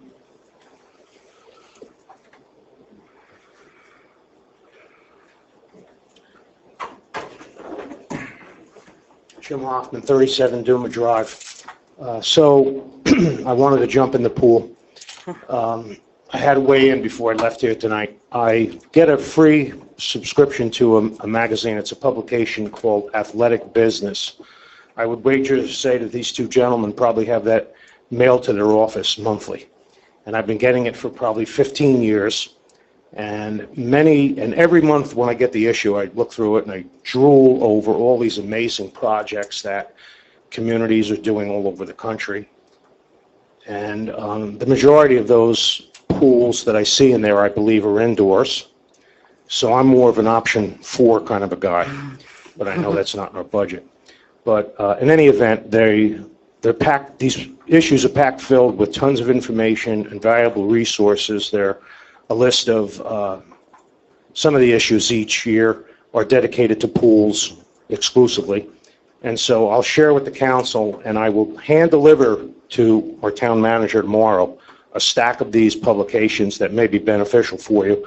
And at least you'll see what other communities do. You saw a glimpse of it tonight in the presentation, but you'll see a list of contractors that you may want to pick and choose from that do these other award-winning, beautiful facilities for the community, so I can share that to you. The other thing I'd like to offer you is any of the research that we've done in the past year and a half or so on our high-speed fiber endeavors that the robotics students and I have researched. So I'll be glad to make myself available to any and all of you at a later date if you should choose to take me up on it, and I'll gladly share any of the things that I've learned along the way. I'm not an expert, I'm not an engineer as these guys are, but I can certainly let you know and answer your questions that some of the things that I found out throughout most recently this summer with all the things that have gone on with the open forum that we conducted, and that was nicely covered by our local New Jersey Herald reporter over here, Bruce Grube. Thank you. And also TAP. But Mr. Hoffman, I was at the open forum over the summer and know that there were about 115 people in attendance from all over the county. I thought there were some good conversations. There were also notably absent some of the vendors of cable and internet in the county as well. But I know that I've had subsequent conversations with Robert Boyle. Somebody from Altice actually reached out to me who is not currently in the county and had read about the forum that you hosted. So you have definitely been a champion for the conversation around high speed. You know, I would say as much as or more than anyone in the county. So thank you for continuing to keep that top of mind. And certainly, you know, if you would like to share the research, do a presentation, however you see that best being played out, and also for the public's information, we certainly would be welcome to that. I think we should just have Jim schedule. At a future council meeting, right. In the next couple of weeks, the next couple of meetings, to come in here, have 30 minutes in front of the microphone at the table. We've done it for, other interested parties, if you would. I mean, it's a discussion that we've offered in the past. So. Yep. Other public comments? Hi, Peggy Baldini, Berry Lane again. Sorry. So you guys sort of glossed over the changing of the town salary ordinance, which you actually have up here still. It says in there that the level needs to be changed from 13 to 14, but it doesn't really say like why. And I think that's pretty high level. Is it like the top of it is 145 or so, and up to 160 for the yearly salary? So just wondering why, and if there was any more explanation on that.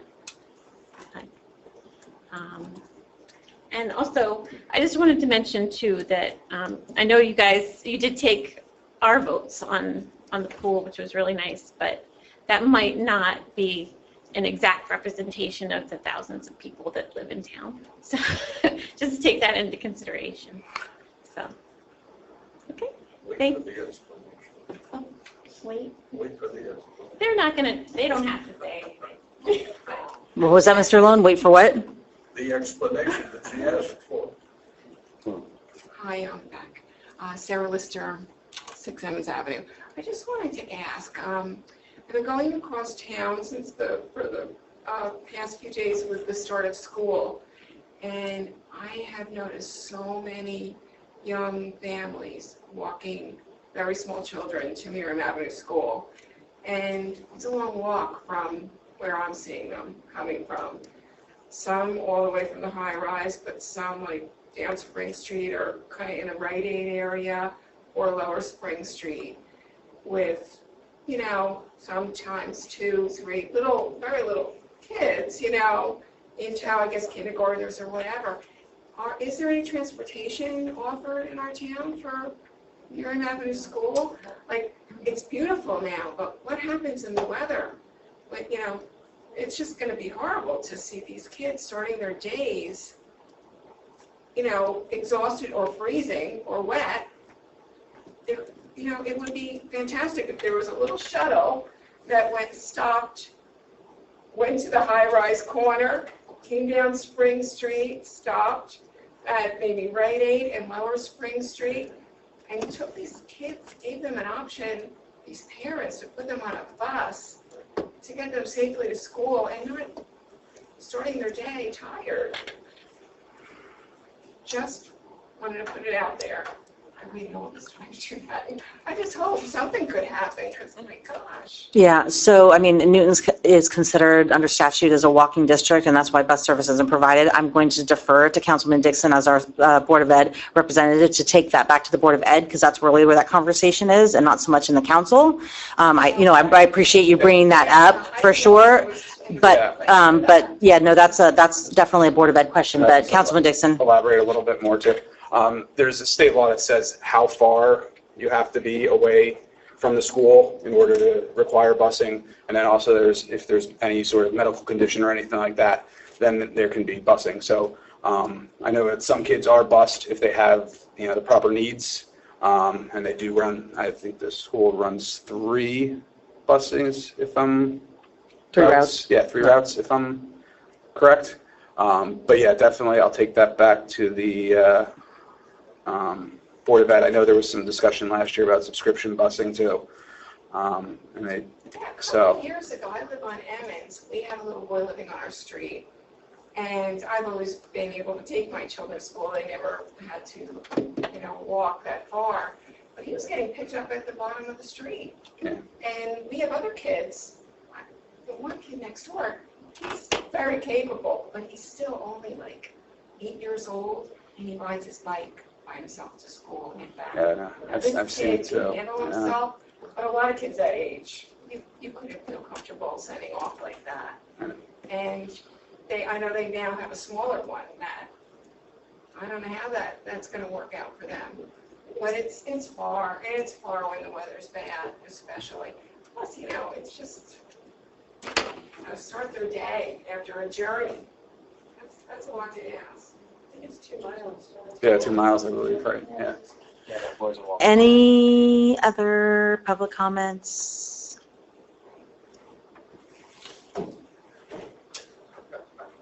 I just wanted to thank you. It's been a long 6 months. Thank you very much. I look forward to seeing the plans and hearing about the bids and that it's all approved and ready to go. You said the engineers had said that they have to break ground by March, right? And the bids have to be in or finished by December? Yeah, that's all part of the timeline, in order to be ready as soon as the weather allows us to be ready. Okay. All right. Well, thank you. I want to just pick up on Sarah's comment that the families, there are actually families walking to Merriam Avenue School, young mothers with babies in carriages and kids holding on to each side. And I know that the distance, the law is 2 miles. I cannot imagine walking 2 miles with 3 little kids who, they walk slowly. So, yeah. What? Right, yeah, it's there and back for the mother and her toddler who isn't going to school. She has to take everybody out of the house. So, Madge, if you could do something, or Mr. Russo, if the senior shuttle is passing by, maybe. Okay, thanks. Her name for the record. Can I say it for her? Tracy Pepperell. Okay. Sorry. And Felicia Carlson, I just want to thank everybody too. It's been a long haul, but it's finally see the light. So thank you, everybody. And good night. Any other questions? Close that third public portion of the meeting. And move on to our final council and manager comments. Mr. Russo, I'll start with you. I'll have our town engineer get in touch with Mr. Porter about any of the ADA concerns, since Corey or Harold would have to address those. Fiber optics are coming to Town Hall Monday, so we have our installation on Monday for Town Hall and PD. Salary ordinance, that's for flexibility for the negotiations for the next CFO. School transportation, that's the Board of Education, and I'll also work with the professionals on the gentleman, Mr. De Palma, like the Overlook Street issue. The trees, I'll check with Corey on that one as well. Okay, thank you. And I prematurely said what I said earlier about the pool and all the work as well. So I have no other comments at this time. Deputy Mayor Flynn. No, I just was going to reiterate what Tom said about the handicap ramps and having Harold reach out. As far as who's constructing it, if someone's constructing it, it should be inspected, but if it's on a town project, it's the town's project, so we're inspecting it and constructing it.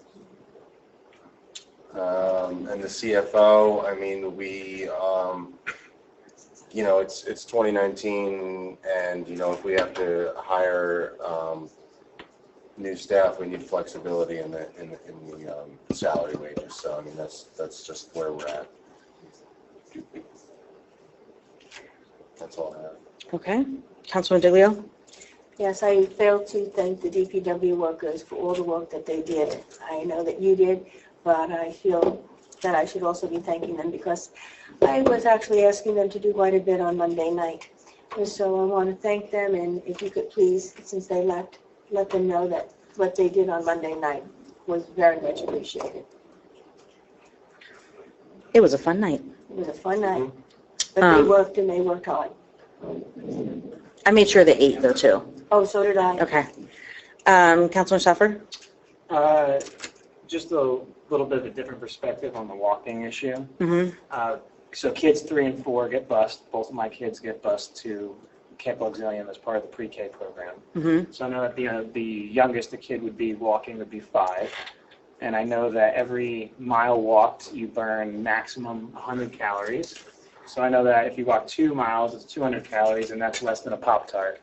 So I also know that it is irrefutably proven that exercise before education, test taking, it absolutely improves cognitive function. So I would argue that walking 2 miles to school is actually a fantastic way to start your day, and wouldn't necessarily tire them out, because like I said, wouldn't even burn off their breakfast, and it would actually wake up their brain up to 60% more and help. I think it can build character, sure. Yeah, absolutely. But at the same time. I mean, I typically walk 5 miles a day with my kids, and I mean, they get bused, but we go on the trails. Do you do it with your newborn in a stroller? What's that? Do you do it in the rain or the snow with your newborn in a stroller? I've Just wondering. done it pushing the double stroller, walking both my dogs. I've done it wearing a 40-pound weight vest. I've ran a 26-mile marathon with 75 pounds of chains on me. Obviously, is that minded? These kids aren't necessarily coming from parents that. No, I'm just saying it's all perspective, right? You can spin it how you want to, right? We are in the community of these people that are the ones that are challenging these kids. And it's really the kids that are suffering. Maybe the parents, not so much. Yeah, next Maybe year they it's my can do son, the right? exercise, but the kids. I live over a mile from Merrimack, and my son will be walking next year, and I can tell you, I'm so ecstatic to walk with him in the morning. It's like one of my highlights of living in Newman, honestly, is that I I'm get to sorry, walk. I just gotta go with this. Are you gonna send him in the rain? Yeah. Yeah, you're gonna. Okay, yeah, this, okay, I yeah, know this we're, is a school board issue, and I've been in Right. those meetings as well, But- but I find your comments. We're excited. yeah, right. Short-sighted. Got it. We're, yeah, and we're not going to have a public session again, but, Councilman Dixon. All right. I just want to clarify one thing, that the preschool bus is paid for separately through grant Yeah. funding. So I just wanted to make sure that was clear. Yeah. I will go back to the board and express these concerns. I've seen it before. My wife's seen it before. She's actually given rides before. So, I mean, it exists, but, there's no money tree we can shake. So, I mean, the school board has a tight budget too. But I know they were exploring options, so we'll continue with that.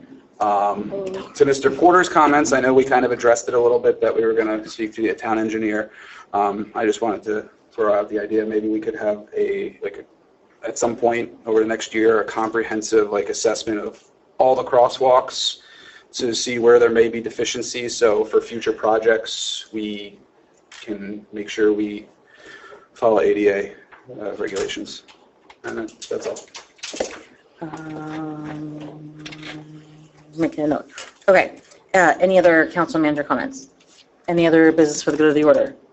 Motion to adjourn at Motion to adjourn 10:17? at 10:17? Second. Okay, I have a motion by Deputy Mayor Flynn and a second by Councilwoman Diglio to adjourn at 10:17. Thanks very much, everyone, for being here tonight. I'm